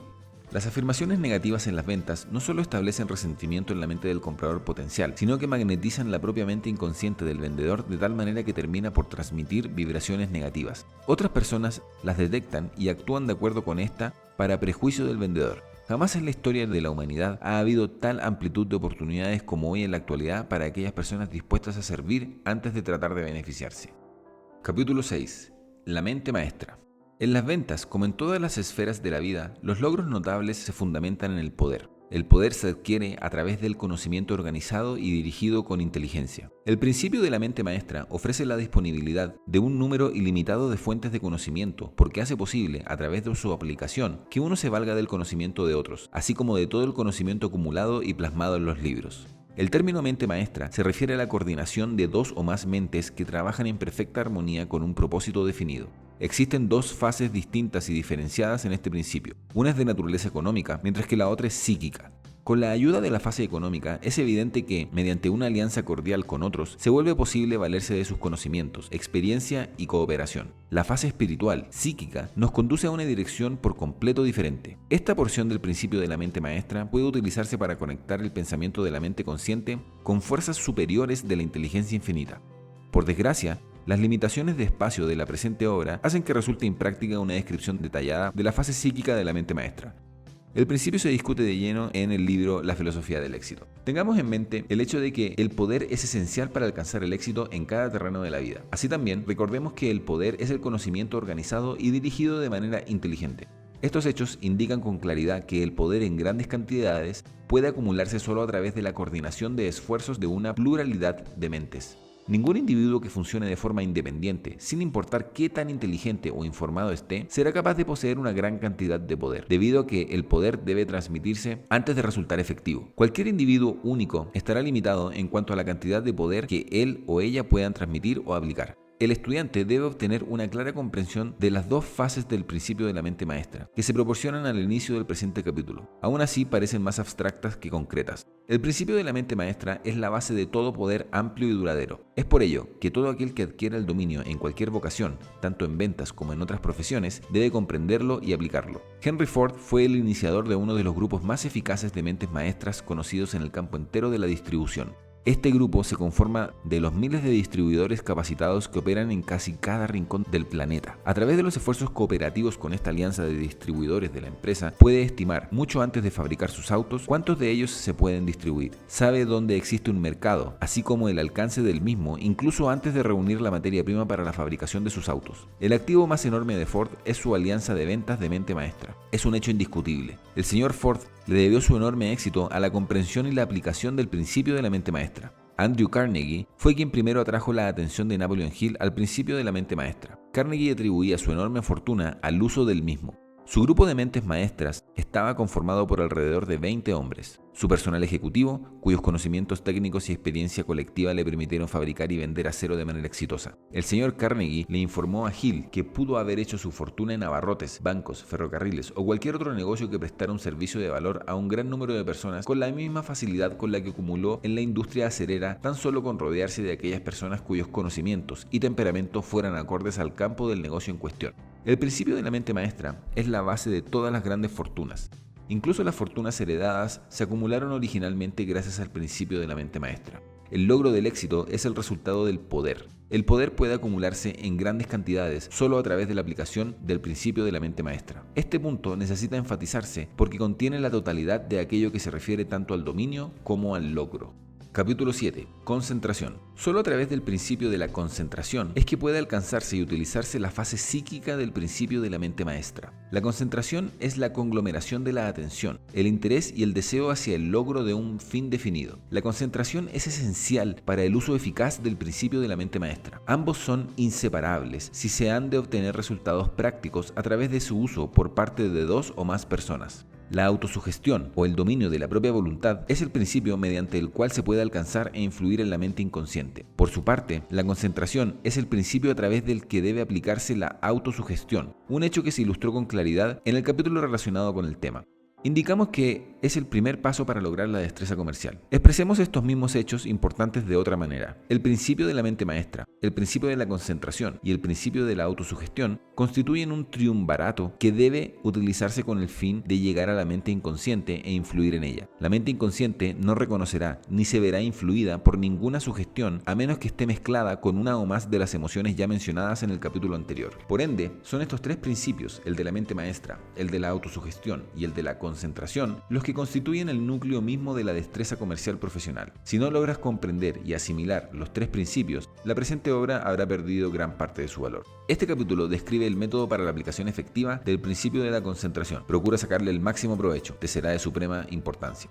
La concentración se define como el hábito de plantar un fin, objetivo o propósito definido dentro de la mente y visualizarlo hasta que se hayan creado las formas y medios para alcanzarlo. El principio de la concentración incluye plantar dentro de la propia mente inconsciente un fin, idea, plan o propósito principal definido y centrarse en el mismo con la mente consciente. El principio de la concentración es el medio por el cual se supera la procrastinación. El mismo principio es la base sobre la cual se fundamentan la confianza propia y el control de uno mismo. Los hábitos y la concentración van de la mano. Los hábitos pueden formarse a partir de la concentración y la concentración puede generarse a partir del hábito. El propósito de concentrarse en un fin definido es entrenar a la mente hasta que forme el hábito de centrarse sobre el propósito de tal fin. Al centrarse sobre el fin determinado a través de la concentración de nuestros esfuerzos y atención, este hábito llega a influir en el fin y lo transforma en su contraparte física a través de los métodos más prácticos y directos que estén disponibles. Algo que debes recordar cuando vives de acuerdo con esta filosofía: tu mente está en el futuro, al mismo tiempo que tu cuerpo está y espera de ponerse al corriente. En una ocasión, cuando un hombre empezó a hablar de su Rolls Royce, algunos de sus amigos no pudieron comprender que el Rolls Royce ya estaba adquirido en la mente del hombre, pero que no se adquiera en términos físicos sino hasta unos meses después. Todo ser humano hace uso del principio de la concentración, sea que se dé cuenta de ello o no. La persona que permite que su mente consciente se obceque con pensamientos negativos relacionados con temor, pobreza, enfermedad e intolerancia está aplicando la ley de la concentración. Tarde que temprano, su mente inconsciente se apropiará de estas sugestiones, actuará en consonancia con ellas y las transformará en sus contrapartes físicas. Las instrucciones para aplicar la concentración son las siguientes. 1. Domina y aplica los principios que se describen en el capítulo de la autosugestión, siguiendo el hábito de darle órdenes a tu mente inconsciente por medio de mezclar tus pensamientos con una o más de las emociones positivas y de la repetición constante de dichas órdenes. Sigue llevando a cabo el procedimiento hasta que obtengas resultados favorables y recuerda que la eterna vigilancia es el precio del dominio. 2. Vacía tu mente consciente de todo pensamiento adicional. Con un poco de práctica podrás centrar tu mente por completo en un tema y mantener tu mente justo en ese tema en especial, que es la concentración. 3. Mantén tus pensamientos sobre el objeto de tu concentración con un ardiente deseo de logro para el objetivo que tengas en mente. Cuando te concentres sobre tu fin principal definitivo, hazlo con total fe de que alcanzarás el objetivo de este. 4. Cuando encuentres que tu mente consciente está vacilando, regrésala y céntrala sobre el tema una y otra vez hasta que hayas logrado tal autocontrol que puedas mantener todos los demás pensamientos fuera de tu mente. Mezcla sentimientos o emociones con tus pensamientos cuando te estés concentrando. De lo contrario, tu mente inconsciente no los reconocerá. 5. El principio de la concentración puede aplicarse de mejor manera en un ambiente silencioso, donde no haya atracciones contrarias o ruidos molestos. El mejor momento para concentrarse es después de haberte retirado a dormir, cuando se minimizan las diversas distracciones. 6. La mejor manera de llegar a tu mente inconsciente y de influir en ella es cuando concentras tu mente consciente sobre una idea, plan o propósito en un espíritu intenso de entusiasmo, porque este despierta tu facultad de imaginación y creativa y la pone en marcha. Cualquier idea, plan, propósito o fin definitivo que remitas de manera persistente a tu mente inconsciente a través de la concentración traerá a tu auxilio la fuerza de la inteligencia infinita, hasta que, al paso del tiempo, diferentes planes prácticos de procedimiento te vendrán a la mente durante tus periodos de concentración. Cuando empieces la práctica de la concentración, es posible que no experimentes la sensación de estar en comunicación con una inteligencia superior. Sin embargo, con el tiempo, si desarrollas el hábito de la concentración regular, estarás plenamente consciente de que existe una inteligencia superior que está influyendo en ti. Es un hecho bien conocido que aquel que se dedica muchas horas a muchas cosas diferentes jamás alcanza el éxito. La vida es muy complicada y existen tantas maneras de disipar la energía de manera poco provechosa que todo aquel que desea alcanzar el éxito debe formar y adherirse al hábito del esfuerzo concentrado. El poder depende de la energía organizada. La energía solo puede organizarse a través de la concentración. Es un hecho merecedor de grave consideración que todos los individuos de éxito notable en cada esfera de la vida son aquellos que concentran la porción primordial de sus pensamientos y esfuerzos en algún propósito definitivo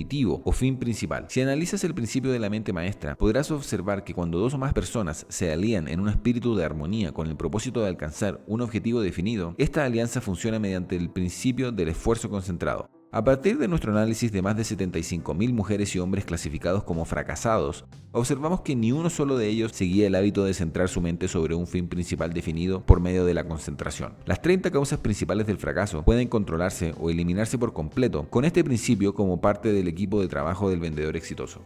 Casi todo el mundo tiene un fin principal definido en algún momento u otro. No obstante, el 95% de las personas que tienen tales fines no hace un intento por hacerlos realidad porque no ha aprendido el arte de concentrarse sobre sus fines definidos el tiempo suficiente como para fijarlos en su mente inconsciente. La mayoría de las personas que adoptan fines definidos lo hace más como una especie de deseo que en la forma de una intención definitiva, determinada y bien delimitada. Solo permitir que un fin definido llegue a tu mente no es beneficioso en absoluto. Para que adquiera un valor permanente, este debe fijarse en la mente a través de la concentración. La concentración desarrolla el poder de la persistencia y permite que uno domine toda forma de derrota temporal. La mayoría de las personas jamás aprende la diferencia real entre una derrota temporal y el fracaso permanente porque carece de la persistencia necesaria como para llevar a cabo un resurgimiento después de experimentar una derrota temporal. La persistencia no es más que un esfuerzo concentrado mezclado de forma adecuada con la determinación y la fe. A partir de estos hechos podrás comprender con facilidad que el principio de un fin primordial definitivo y el principio de la concentración son complementarios. Uno puede aplicarse de manera exitosa solo con la ayuda del otro. Cada ser humano se ve regido por la ley del hábito. Debido a esto, los que aprenden a construir sus hábitos a voluntad controlan la causa principal de los logros exitosos.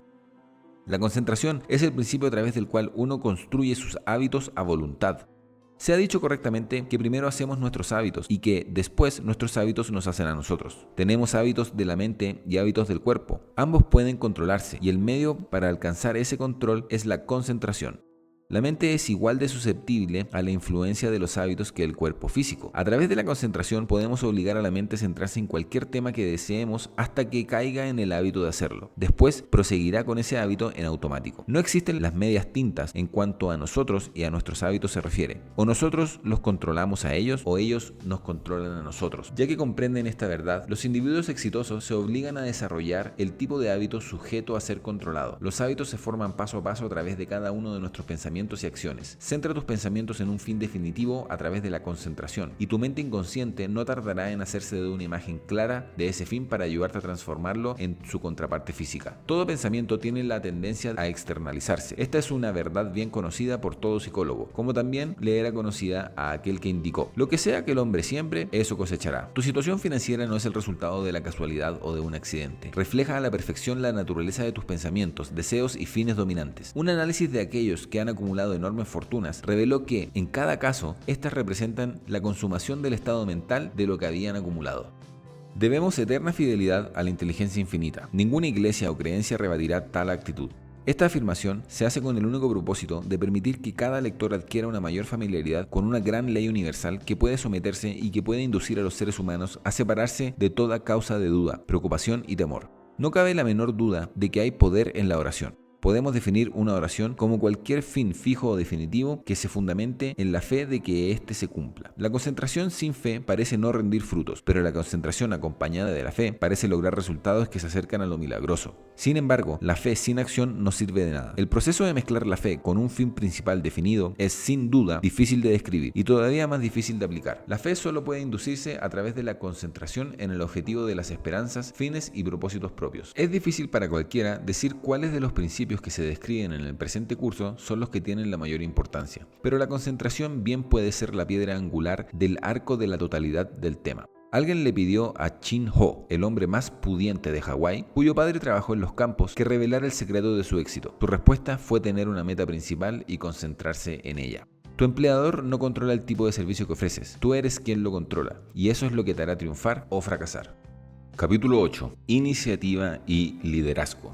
Iniciativa significa hacer las cosas sin que sea necesario que alguien te indique que las hagas. Significa escoger un fin definitivo y construir planes para alcanzarlo. Su aplicación más rentable se concreta con la selección de un grupo de mentes maestras.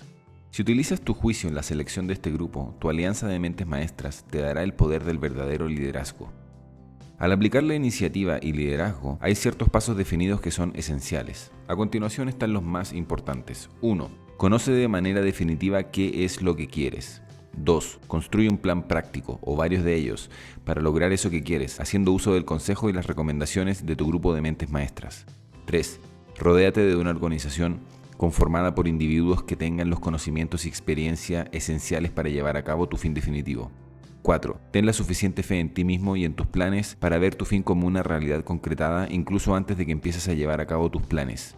5. No te desalientes sin importar con qué obstáculos puedas encontrarte. Si un plan no logra funcionar, sustitúyelo por otros planes hasta que encuentres aquel que de verdad rinda frutos. 6. No adivines. Obtén los hechos que se necesiten como fundamento para todos tus planes. 7. No te veas influido por otros a que abandones tus planes o tu fin. 8. No tengas un horario de trabajo definido. Los líderes deben dedicar el número de horas que sean necesarias para alcanzar el éxito. 9. Concéntrate en una sola cosa a la vez para que no disipes tus pensamientos y energía. Y 10. Siempre que te sea posible, delega la responsabilidad de los detalles a otros, pero ten un sistema para supervisar a tus subordinados con el fin de garantizar que estén atendiendo cada detalle de forma precisa. En todo momento, debes hacerte responsable de llevar a cabo la totalidad de tus planes, teniendo en cuenta que si tus subordinados fracasan, eres tú quien ha fracasado. La persistencia es el principio fundamental del éxito de todos los grandes líderes.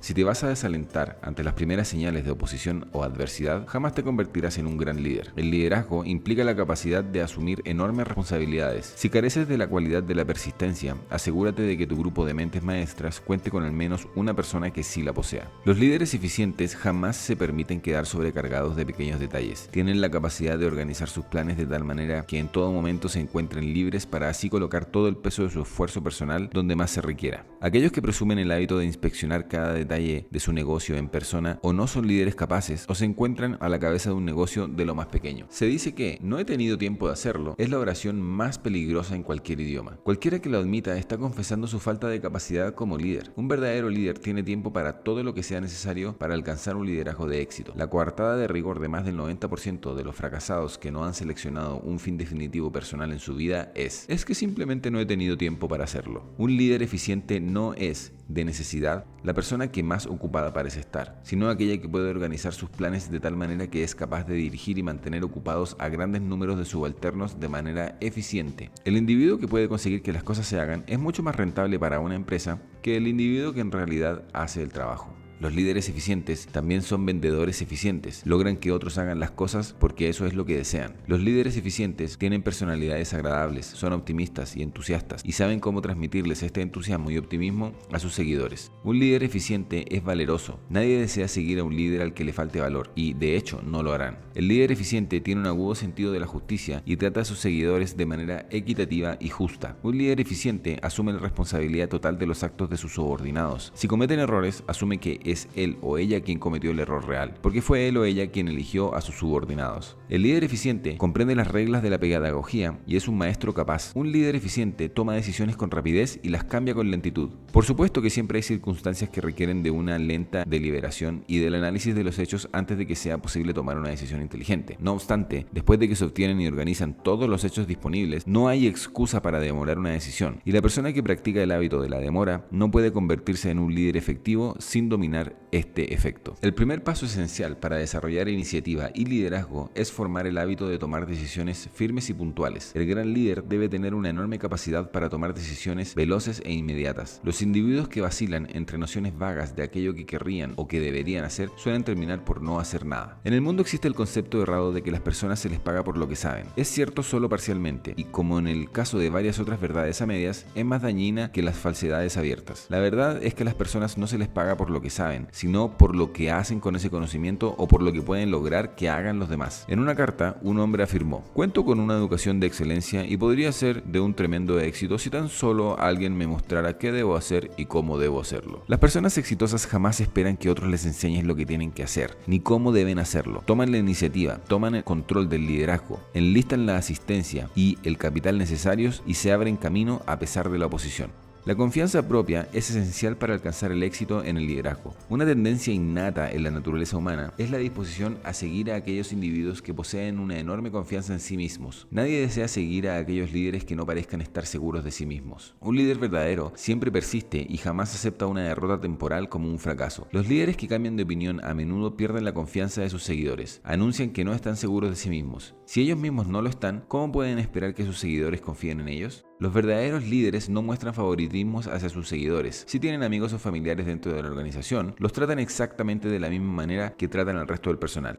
Un líder verdadero no solo es autosuficiente y tiene valor personal, sino que imparte esas mismas cualidades a sus subordinados. No puede existir el verdadero liderazgo en ninguna esfera de acción sin que se asuma una responsabilidad. Todos deseamos ser líderes de una manera u otra. La mayoría de nosotros querría tener la autoridad y el salario que le correspondan al individuo que les dice a los demás lo que deben hacer, pero pocos de nosotros estamos dispuestos a aceptar la responsabilidad que va de la mano con ese tipo de autoridad. Los verdaderos líderes no tienen un horario fijo, tan solo por el hecho de que deben ocuparse graduarse de llevar a cabo sus planes sin importar el número de horas que la tarea requiera. Los verdaderos líderes toman en cuenta las debilidades comunes y corrientes de sus subordinados y organizan sus planes para protegerse en contra de las mismas. Los verdaderos líderes no solo se rodean de una variedad de subordinados seleccionados al azar, con sumo cuidado seleccionan a la persona idónea para cada trabajo especial y más adelante cambian a su personal de un trabajo a otro siempre que vean que se cometió algún error. Los verdaderos líderes tienen una imaginación activa e inducen a la acción de sus seguidores apelando a sus imaginaciones. No dependen de su autoridad o poder, ni tratan de demonizar a sus subordinados. Los verdaderos líderes dependen sobre todo de su capacidad para venderles a sus seguidores el motivo para que hagan aquello que les resulta más ventajoso. Al presentarles dichas ventajas, utilizan la persuasión, no el poder. En el mundo existen dos tipos de líderes. Uno de ellos recurre al poder y controla a sus seguidores a través del miedo. El otro recurre a la persuasión y controla a sus seguidores mediante su destreza comercial. Los individuos de este último tipo son vendedores profesionales, independientemente de aquello a lo que se dediquen. En la guerra, es posible que resulte esencial el liderazgo basado en el poder, la autoridad y el temor, pero en los negocios, esa forma de liderazgo resulta despreciable. Una de las razones por las que Napoleón fue el general de generales y el vendedor de vendedores era que utilizaba menos temor y más motivación.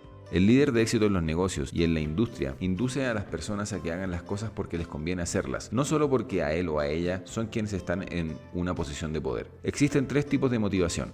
La primera, que se refiere al temor, es temporal. La segunda, el incentivo, también es temporal. La tercera, la actitud, implica cambios permanentes. En esencia, los vendedores profesionales son líderes que inducen a las personas a cooperar en un espíritu de armonía al plantar los motivos adecuados en su mente. Utilizan la persuasión en lugar de la coerción. Es por ello que su liderazgo perdura. El vendedor profesional se comunica con sus seguidores e influye en ellos de manera favorable a través de sus emociones, así como de su razón. Todos los grandes líderes son vendedores profesionales y todos los vendedores profesionales son grandes líderes. Comprenden el arte de la persuasión, comprenden cómo establecer en la mente de sus seguidores los motivos que inducirán a ellos una cooperación favorable y dispuesta. Los vendedores maestros pueden vender lo que quieran porque tienen la iniciativa suficiente como para crear mercados. Además, pueden vender un bien, idea, plan, servicio o motivo con la misma facilidad. Los vendedores profesionales son como los grandes cazadores, le disparan a su presa al vuelo, mientras que hay otros que esperan que alguien más presente la presa frente a ellos. Este es el tipo de personas que suele regresar a casa con las manos vacías. Los grandes líderes y los vendedores profesionales siguen una misma filosofía. Les venden a sus seguidores o clientes lo que elijan vender a través de una relación de confianza. Uno de los más grandes líderes que jamás existió reveló el secreto de su liderazgo en 8 simples palabras. La amabilidad es más poderosa que la coacción. Capítulo 9. Clasificación del comprador potencial.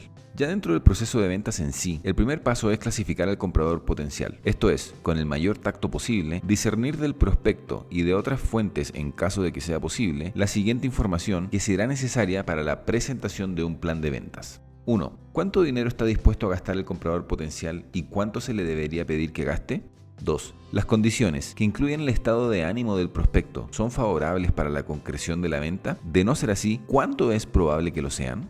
3. ¿El comprador potencial puede actuar de manera independiente o es necesario que consulte con algún abogado, banquero, marido, esposa, familiar, orientador u otra persona antes de que pueda tomarse una decisión? En caso de que así sea, ¿a quién se debe consultar y para qué propósito específico? Cuarto, si el comprador potencial debe consultar con alguien más antes de tomar una decisión, ¿se le permitirá al vendedor que esté presente durante dicha consulta? Esto es de importancia suprema. El vendedor no puede darse el lujo de que un tercero lo juzgue a él y a sus productos sin que esté presente para exponer su caso. 5. ¿Al comprador potencial le gusta dominar la conversación? De ser así, asegúrate de darle esa oportunidad. Cada palabra que pronuncie el prospecto servirá de pista en cuanto a lo que tiene en mente. Si al cliente potencial no le agrada hablar libremente, indúcelo a que lo haga planteándole preguntas que extraigan la información deseada. A través de la clasificación de los compradores potenciales, al vendedor se le facilitará determinar qué coartada y qué objeciones es probable que ofrezca cuando llegue el momento del cierre final. Las siguientes son algunas de las coartadas que con mayor frecuencia se utilizan y a las que recurren casi todos los compradores potenciales. 1. Afirmarán que no cuentan con dinero. El vendedor profesional siempre toma eso con algo más que el proverbial grano de sal. Si se hizo una clasificación correcta del comprador potencial, el vendedor sabrá su estatus financiero y así podrá rebatir la objeción con diplomacia. 2. Es posible que el comprador potencial, en caso de que sea hombre, le indique al vendedor que no se ha de tomar una decisión hasta no consultar el asunto con su esposa, banquero o abogado. Si se esconde tras las faldas de su esposa, el vendedor profesional debe invitarlo, con la delicadeza debida, a hablar con los dos al mismo tiempo. Durante la entrevista, el profesional puede analizar la esposa y determinar si ella es quien manda o si está sirviendo de coartada para su marido. Si ella es la verdadera jefa, deberá dirigir sus esfuerzos de ventas hacia ella principalmente. 3. Los prospectos pueden afirmar que no desean llegar a una decisión hasta que tengan tiempo para pensar las cosas. Este es un clásico. Los vendedores profesionales saben la cantidad de reflexión que la mayoría de las personas le dedican a lo que sea. No obstante, con delicadeza deben sugerirle al cliente potencial las formas y los medios en que pueden ayudarlo en su tarea de deliberación. El vendedor profesional permite que los compradores potenciales crean que estén pensando por sí mismos, pero se esforzará porque piensen con las ideas y hechos que el vendedor mismo les proporcione. El proceso completo de clasificar al comprador potencial debe preceder los intentos por concretar la venta. Casi todas las ventas que se pierden después de la presentación fracasan por dos causas. El vendedor no neutralizó la mente del comprador potencial de manera adecuada antes de la presentación, o bien no clasificó al comprador potencial correctamente desde un principio. Los vendedores profesionales jamás tratan de cerrar una venta hasta que estén por completo seguros de que al interior de la mente del cliente potencial haya pintado una imagen que genere un fuerte deseo por sus productos y de que el cliente esté en posibilidades de adquirirlos. Este es el punto en el que no debe hacerse el intento de adivinar. Es responsabilidad del vendedor profesional saberlo, y si no lo sabe, no puede decirse que sea un vendedor profesional. Tratar de venderle un Mercedes-Benz a alguien que solo tiene los ingresos para adquirir un Ford es un desperdicio. La clasificación adecuada evita este tipo de problemas. Lo primero que un vendedor profesional le pregunta a un prospecto en busca de un seguro de vida es la cantidad asegurada que ya tiene en la actualidad y el tipo de póliza que maneja. Armado con esa información, que se adquiere con facilidad con solo preguntar y con conocimiento del estado financiero aproximado del comprador potencial, el vendedor sabe qué póliza ofrecerle a su cliente. Al utilizar este método para clasificar a los prospectos, los vendedores profesionales vienen preparados con una serie de preguntas cuidadosamente elaboradas con las que pueden obtener la información que necesitan con el fin de clasificar a sus clientes futuros de forma adecuada. La mayoría de las personas estará dispuesta a responder cualquier pregunta razonable que se le plantee. El cuidado y la reflexión en la presentación y planteamiento de las preguntas armará al vendedor con toda la información que pudiera necesitar para concretar una venta. Además, la información será auténtica y confiable, ya que el cliente será quien la proporcione. Permite que tu prospecto hable con libertad. Cuando la policía arresta a un hombre de quien se sospecha cometió algún delito, de inmediato procede a inducirlo a hablar. Cada palabra que pronuncia, así como su negativa a hablar de ciertos temas, coloca en las manos de los investigadores hechos a partir de los cuales pueden hacer deducciones importantes. En términos reales, hasta que no se presenta el plan de ventas concreto, cada vendedor profesional es un investigador. Su trabajo es obtener los hechos y el mejor método para lograrlo es inducir al prospecto a hablar. Alguien que se diga ser un vendedor arruinará sus oportunidades para concretar una venta si abre la boca y cierra los oídos y ojos. El vendedor más exitoso maneja sus entrevistas con tal grado de tacto que el comprador potencial siente que es él quien le está manejando. Una vez que la venta se cierra, el comprador siente que realizó una adquisición, no que le vendieron algún producto. La confianza es una condición de enorme importancia y los vendedores profesionales deben crearla en la mente de sus clientes potenciales. Si clasifican a sus prospectos con precisión, desarrollarán esta confianza al momento en que lo están haciendo. Ninguna venta importante puede concretarse sin el elemento de la confianza. Es frecuente que los vendedores profesionales acechen a sus compradores potenciales por meses mientras establecen esa confianza, al tiempo que se contienen de cualquier intento de tratar de venderles algo.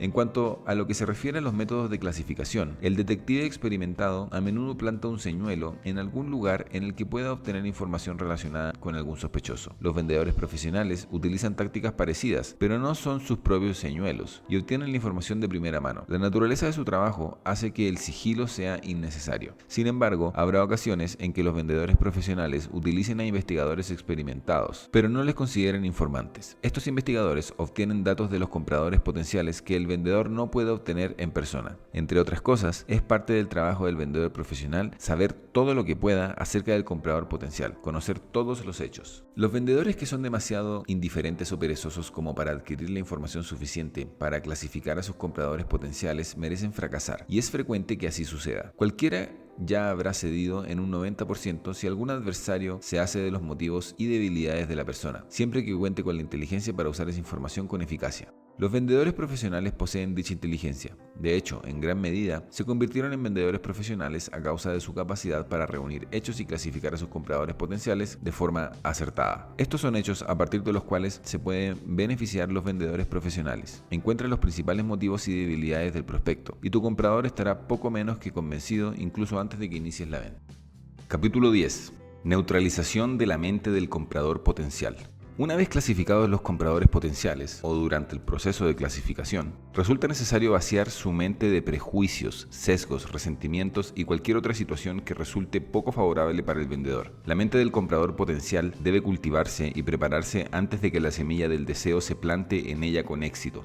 Una mente neutral o favorable en el comprador potencial debe contener, en primer lugar, confianza. El comprador debe tenerles confianza al vendedor y al producto. En segundo lugar, debe haber interés. Es necesario que se establezca contacto con el comprador potencial a través de apelar a su imaginación y de despertar su interés en el bien en que se está ofreciendo la venta. Lo tercero es el motivo. El comprador debe tener un motivo lógico para realizar la compra. Construir el motivo es la tarea más importante del vendedor. No se neutraliza ni se hace favorable la mente de ningún comprador hasta que estas tres condiciones existan dentro de ella. Así, el primer deber del vendedor es generar confianza en la mente del comprador potencial. Es más que evidente que esto no puede lograrse si se despierta cualquier tipo de emoción negativa. Solo puede lograrse a través de un cuidadoso análisis de 1. El comprador, 2. El negocio o profesión del mismo y 3. Los obstáculos a los que el prospecto pueda enfrentarse durante la conducción exitosa de su quehacer. Nada aumenta la confianza con mayor rapidez que un interés intenso y genuino en los problemas laborales del comprador. Existen 4 niveles de relaciones humanas. 1. Mente cerrada. 2. Mente abierta. 3. Confianza. 4. Creencia. Se puede vender en los últimos 2, pero jamás en los primeros. Una persona puede caer desde el 4.º nivel, que es el máximo, de una sola vez, pero necesita subir de nivel paso a paso. Existen 10 maneras principales de generar confianza. 1. Ofrece más y mejores servicios que los que se te paga por ofrecer. 2. No lleves a cabo ningún tipo de transacción que no beneficie a todos los involucrados de la manera más equitativa que sea posible. 3. No hagas ninguna afirmación que no creas que sea cierta, sin importar qué ventajas temporales podría parecer brindar una falsedad. 4. Ten un sincero deseo en tu corazón de serle de la mayor ayuda posible al mayor número de personas. 5. Cultiva una sana admiración por las personas, que te agraden más las personas que su dinero. Haz tu mayor intento por vivir tu filosofía de negocios tan bien como la predicas. Las acciones hablan más que las palabras. 7. No aceptes favores, ni grandes ni pequeños, sin ofrecerlos a cambio. 8. No le pidas nada a ninguna persona sin creer que tienes el derecho de obtener aquello que estás pidiendo. 9. No entres en discusiones con cualquier persona en relación con detalles triviales o no esenciales. Y 10. Esparce la luz del buen ánimo siempre y a donde quiera que vayas. Nadie confía en un aguafiestas. Si el comprador le tiene confianza, el vendedor profesional puede venderle aquello que necesita. También podría venderle muchas cosas que no necesita, pero no lo hace.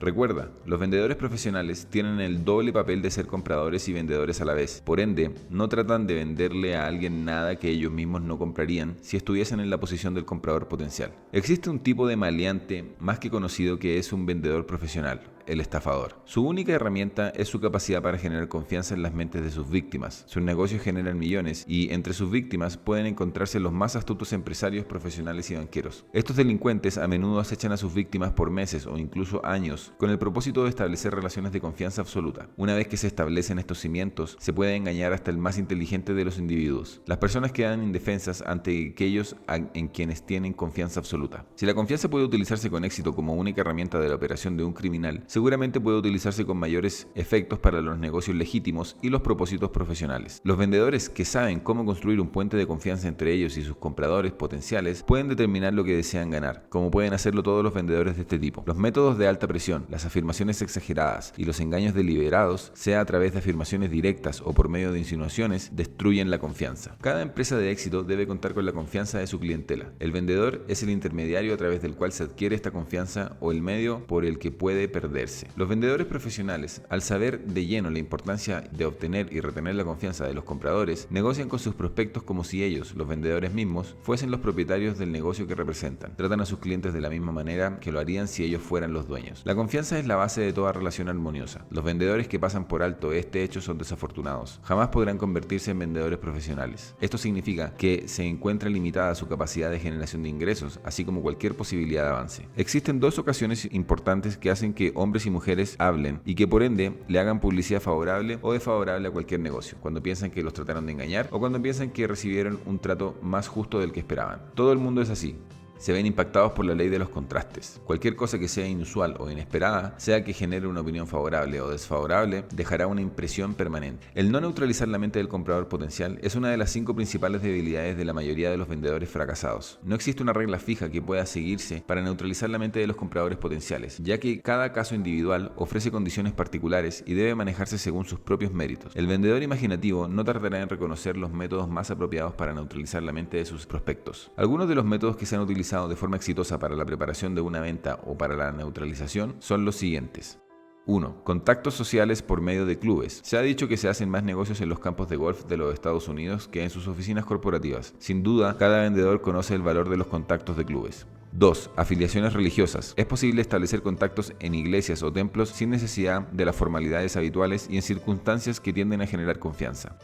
3. Afiliaciones en logias y sindicatos. En muchas variedades de ventas, el vendedor encontrará que es de especial utilidad establecer contactos a través de logias y de asociaciones gremiales, donde los individuos dejan de lado los cánones de la formalidad de manera natural. 4. Cortesías personales. Las citas para acudir a comidas o cenas ofrecen una oportunidad favorable para disipar las barreras de la formalidad y establecer una relación de confianza. 5. Servicio personal. Bajo ciertas condiciones, los vendedores se encuentran en una posición en la que pueden ofrecer servicios de valor y proporcionar información que les sea de utilidad a las personas con las que esperan tener tratos a futuro. 6. Intereses y pasatiempos en común. Casi todo el mundo tiene un pasatiempo u otro tipo de interés fuera de su negocio o profesión. Al discutir o llevar a cabo un pasatiempo, uno siempre se sentirá inclinado a salir de detrás de la postura defensiva, tras la cual se oculta durante la rutina normal de trabajo. El segundo deber del vendedor al preparar la mente del prospecto con el fin de que pueda recibir la semilla del deseo favorable, es despertar un interés por su producto en la mente de la persona. Es posible que esto requiera de la aplicación de una o todas las cualidades que debe poseer el maestro vendedor y que ya se describieron con anterioridad. Con el propósito de despertar el interés en un producto, el vendedor deberá utilizar su imaginación, fe, entusiasmo, conocimiento de la mercancía, persistencia y destreza comercial. Una mente neutral no será de utilidad alguna para el vendedor que carezca de la capacidad para plantar la semilla del deseo por su mercancía en la mente del prospecto. Dicha semilla no puede plantarse sin que el comprador potencial tenga interés. Por último, el vendedor debe basar la presentación completa de ventas en torno a un motivo central que sea apropiado o idóneo para el negocio y un estado financiero del comprador potencial. Una vez que se haya atendido a los 3 temas de la confianza, el interés y el motivo, el vendedor habrá alcanzado el punto en el que puede concretarse la venta. La destreza comercial científica implica principios similares a aquellos en los que se basa una producción teatral exitosa. El arte de la destreza comercial científica puede describirse como una obra de teatro en 3 actos, misma que consta de: primer acto, interés. Debe crearse a través de la neutralización de la mente del comprador potencial y el establecimiento de la confianza. Segundo acto, deseo. El deseo debe desarrollarse a través de la presentación adecuada del motivo.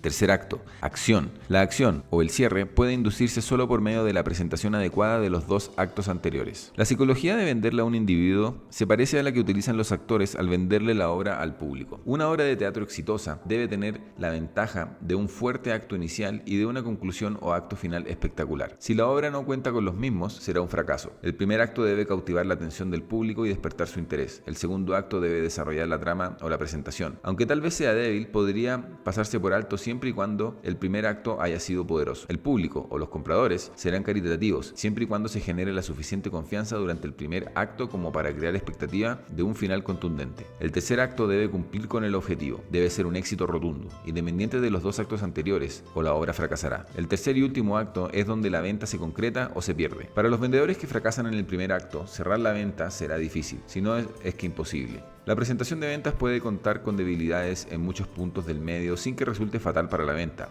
siempre y cuando el inicio y el cierre sean fuertes y decisivos. Resulta evidente que el director o vendedor que presente la obra de ventas en 3 actos de manera exitosa, debe poseer y utilizar su imaginación. La imaginación es el taller de la mente, donde se forja cada idea, plan e imagen mental con los que el vendedor genera el deseo en la mente del comprador potencial. Los vendedores que tengan una imaginación deficiente se asemejan a un barco sin timón, dan vueltas y más vueltas y terminan en el mismo sitio en el que empezaron sin dejar una impresión favorable. Las palabras por sí mismas no venden. En cambio, las palabras que se tejen en combinaciones de pensamientos que creen deseos sí venderán. Algunos vendedores jamás aprenderán la indiferencia entre la conversación a toda velocidad que no termina de forma puntual y las imágenes cuidadosamente forjadas de palabras que despierten la imaginación del comprador potencial.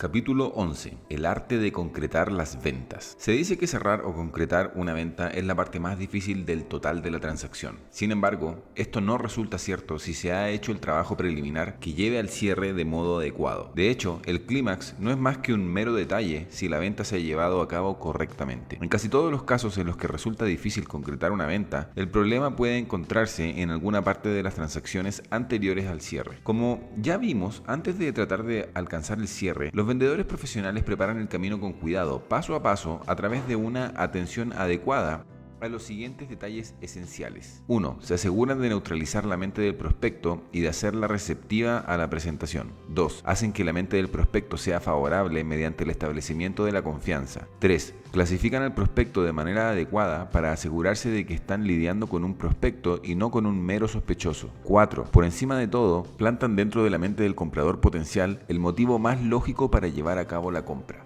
5. Someten el prospecto a prueba durante la presentación y se aseguran de que la hayan seguido con gran interés. Esto se logra a través de la cuidadosa observación de las expresiones faciales y del prospecto y las afirmaciones que indiquen el deseo del objeto de la venta. 6. Por último, y no por ello menos importante, el vendedor ya concretó la venta en su propia mente antes de llegar a una conclusión. Sabe esto al vislumbrar la mente del prospecto. Nadie puede convertirse en un vendedor profesional sin desarrollar la capacidad de sintonizarse con la mente del prospecto a través de un sexto sentido. Esta capacidad, más que ninguna otra cosa, es la característica que denota al vendedor profesional. Una vez que se hayan recorrido estos pasos de manera satisfactoria, el vendedor estará preparado para cerrar la venta. Hay miles de vendedores que pueden despertar un interés, que es el primer paso en el proceso de hacer la venta. Crear un deseo por sus productos es el siguiente paso, pero durante el tercero, fracasan por no contar con la capacidad para cerrar la venta. No obstante, debe recordarse que si los pasos detallados que se describen en esta obra se siguen apropiadamente, el cierre viene con facilidad y no es más que un pequeño detalle. Las siguientes recomendaciones les serán de utilidad incluso al más experimentado de los vendedores para generar un dominio en el cierre. 1. No permitas que tu prospecto te aleje de tu plan de ventas involucrándose en una discusión de temas no esenciales o externos. Si tu prospecto insiste en interrumpirte mientras estás hablando y trata de dirigir la conversación con el fin de construir una coartada para no concretar la compra, deja que siga haciéndolo hasta que se canse. Después, en el momento en que vacile, cambia de manera diplomática a tu propio tren de pensamiento. Prosigue y desarrolla tus propias ideas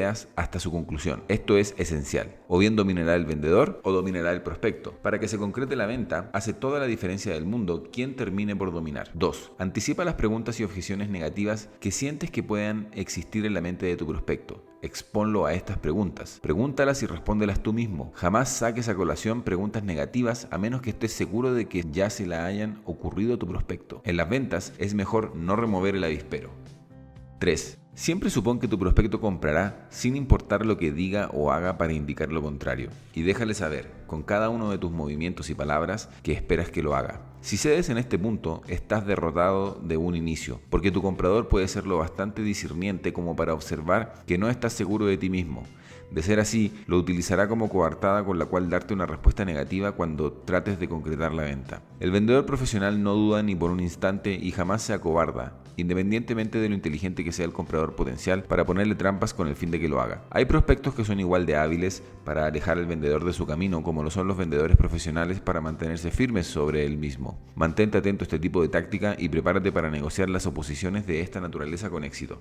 4. Asume la actitud de que tu comprador tiene la razón, que sabe de lo que están hablando. Cualquier sugerencia que hagas en cuanto a que eres más inteligente que tu prospecto, ya sea por medio de una afirmación directa o a través de insinuaciones, no hará más que antagonizarlo, aunque no muestre su antagonismo de manera abierta. La mayoría de los vendedores mediocres comete el error de tratar de impresionar a sus prospectos con su superioridad de conocimientos. Esto suele ser una táctica de ventas muy negativa. Ha dado resultado por más de una oportunidad perdida para concretar una venta. Cuando especifiques la cifra de la compra, cotízala al alza. Es mejor reducir la cantidad, si es que resulta necesario, que ofrecer un precio demasiado bajo que no te dé margen para negociar al momento de cerrar la venta. Incluso si la cifra que propones se encuentra fuera de las posibilidades financieras de tu prospecto, tu suposición de que tengan la capacidad para comprar al mayor precio no les resultará ofensiva. Sin embargo, si cometes el error de subestimar su capacidad financiera, es más que posible que ofendas al comprador. Esto es algo que sucede en infinidad de ocasiones.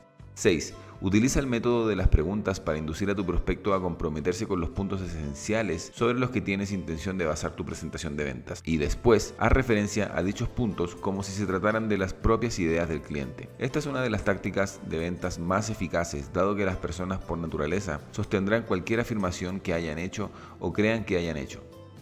7. Si tu comprador potencial indica que desea consultar con su banquero, abogado, cónyuge u otra persona cuya opinión valora, felicítalo por el buen juicio y previsión, y después sugiérele diplomáticamente que aunque los banqueros sepan del negocio de los préstamos, los abogados sepan los tecnicismos de la ley, y las esposas y amistades estén bien informadas y sean leales, el hecho sigue siendo que es probable que ninguno de ellos sepa tanto acerca del producto que estás ofreciendo que tú mismo. Tú tienes todos los hechos y, además, no los tienen los demás. Hay pocas probabilidades de que cuenten con el tiempo o la inclinación para averiguarlos. Así también, en la mente de tu prospecto, planta la idea de que, después de todo, ellos saben lo que quieren y lo que necesitan mejor que cualquier otra persona.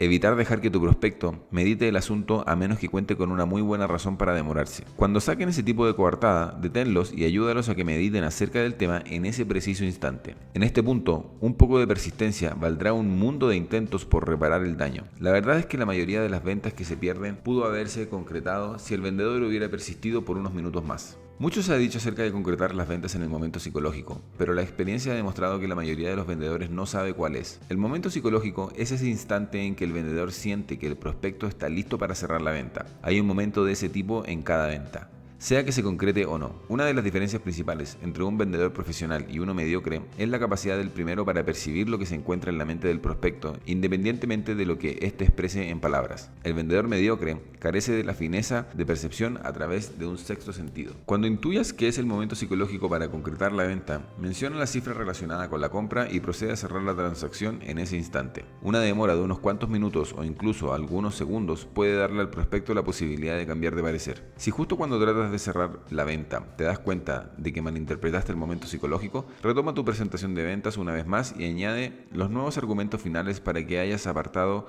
justo para ese tipo de emergencia. Necesitarás una buena cantidad de argumentos de emergencia si deseas que se te coloquen en la categoría de los vendedores profesionales. Ningún vendedor profesional utiliza todas sus cartas fuertes a menos que se vea obligado a hacerlo. Incluso en ese caso, no las utilizan todas a un mismo tiempo. Reservan algunos de estos argumentos en caso de que necesiten llevar a cabo una presentación de ventas secundaria para cerrar el trato. El momento psicológico del cierre suele ser algo que el vendedor tiene que intuir, aunque existen ocasiones en que el instante es evidente, ya sea a causa de las afirmaciones del prospecto o a partir de su expresión facial. El vendedor cuya mente es negativa o que carece de confianza en sí mismo, a menudo pasa por alto la percepción del momento psicológico del cierre y confunde su propio estado mental con el del prospecto. Por otro lado, este principio funciona de otra manera que puede resultar ventajosa para el trato. Es frecuente que el prospecto confunda la mente positiva, confianza y seguridad del vendedor con su propia disposición a comprar y que actúe en consecuencia si el vendedor insiste en cerrar la venta. Si el vendedor puede transmitir pensamientos negativos a los compradores potenciales, cosa que sin duda puede hacer y hace cuando no es profesional, también puede transmitir sus pensamientos positivos. Es aquí donde quizás se encuentre la verdadera razón por la que el vendedor siempre debe asumir la actitud de que la venta se consumará, tanto en su manera de proceder como de pensar. Las ansias por concretar una venta de manera apresurada, en caso de que las observe el comprador potencial, suelen ser fatales porque siempre se acompañan por una falta de confianza de parte del vendedor, quien transmite sus propios pensamientos a la mente del comprador. De hecho, es posible que el vendedor ya haya revelado su estado mental a través de sus palabras y expresiones faciales. Si el prospecto, de la manera que sea, tiene la impresión de que el vendedor está ansioso por concretar la venta porque necesita las ganancias que se generarán de esta, la oportunidad para llevarlo a cabo suele perderse. Un vendedor que aparenta un aire de prosperidad y despreocupación,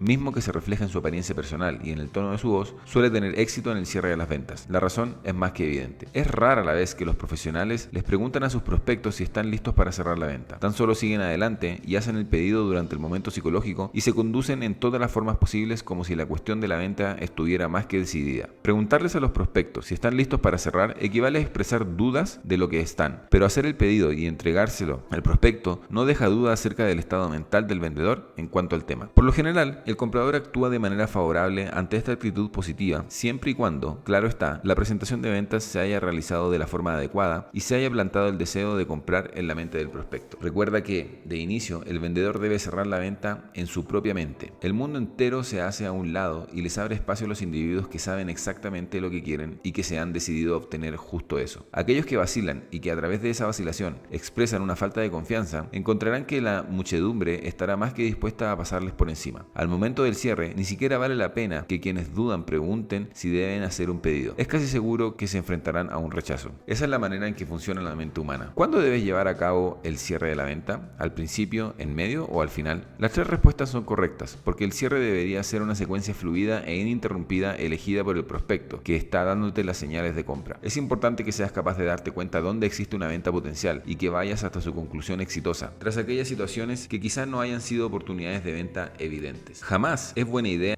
prejuzgar a un prospecto. No es posible saber qué tan lejos puede saltar un sapo si se cuenta el número de verrugas que tiene en la espalda, ni tampoco puedes decidir si es posible venderle tus productos a un cliente potencial con tan solo mirarlo. Date el beneficio de la duda y bríndale tu máximo esfuerzo a cada prospecto antes de decidir que una venta no se concretará dentro de tu propia mente. Ese es el plan más seguro. En una ocasión, un ejército de ventas de 2.500 hombres y mujeres acudió a capacitarse en una empresa de Dallas. La palabra clave tenía que ser eficiencia. Los capacitadores inauguraron un sistema que dice mucho acerca de las posibilidades de la persistencia. Antes de que se permitiera que cualquiera de los vendedores se aliara de forma permanente con la organización, era indispensable que concretaran una venta de entre los primeros 5 clientes potenciales a los que visitaran. Las instrucciones indicaban que debían mantenerse firmes con estos 5 prospectos hasta que lograran cerrar una venta. Uno de los vendedores le habló 18 veces a un prospecto antes de que se diera e hiciera la compra casi en defensa propia. En el grupo de 2.500 vendedores, solo 113 no lograron obtener un puesto permanente porque no pudieron concretar una venta con los 5 primeros prospectos a los que visitaron. Los demás vendedores aprendieron que es rara la vez en que la palabra no pueda tomarse en serio. También fue evidente que tanto los vendedores como los compradores debían exhibir la confianza antes de que se pudiera efectuar la venta. Para asegurarse de que los vendedores adquirieran seguridad, los capacitadores recurrieron a un plan único, el de establecer oficinas falsas administradas por la empresa y dirigidas por empleados de la misma. Cuando estaban seguros de que un vendedor novato solo carecía de la cualidad de la confianza, incluían dentro de la lista de los 5 primeros prospectos el nombre de uno de los directores de estas oficinas falsas, quien tenía las instrucciones de darle batalla al vendedor, pero de permitirle ganar concretando una venta. Cuando las ventas se llevaban a cabo, a los vendedores se les pagaba la comisión correspondiente. Este efecto fue avasallador, en especial en el caso de aquellos vendedores que jamás habían hecho el intento de hacer una venta con anterioridad. Por lo general, el vendedor tenía que hacerle una visita al comprador falso una vez que hubiera terminado de visitar a los otros 4 prospectos legítimos. Resultaba que concretar la venta en la empresa falsa era tan alentador que los capacitadores podían enviar a sus vendedores de vuelta a la lista de los 4 clientes potenciales con los que no se había concretado, con el resultado de que, en algunos casos, cerraban una venta con los 4 a pesar de su fracaso anterior. Este experimento demuestra que el estado mental del vendedor tiene más que ver con determinar si se cierra la venta que el estado mental del potencial comprador. Es un descubrimiento de enorme importancia. Aunque aquí se ha llevado a cabo un examen variado y detallado del tema de las ventas, el concepto puede resumirse a una sola palabra. Esta palabra debería someterse sobre el horizonte de la visión de cada vendedor como Marte brillando al atardecer, siempre allí para poder contemplarla. Desafiante, atrayente, alentador, inspirador e imponente. La palabra denota lo que dominan todos los grandes y capaces vendedores del mundo y es aquella que se ha dicho que es la más grande en cualquier idioma. La palabra es servicio. Si tienes éxito, recuerda que en algún lugar, en algún momento, alguien te dio un impulso o una idea que te señaló el camino correcto a seguir. Y recuerda también que por ello estás obligado de por vida hasta que tú mismo ayudes a una persona menos afortunada de la misma manera en que te ayudaron a ti.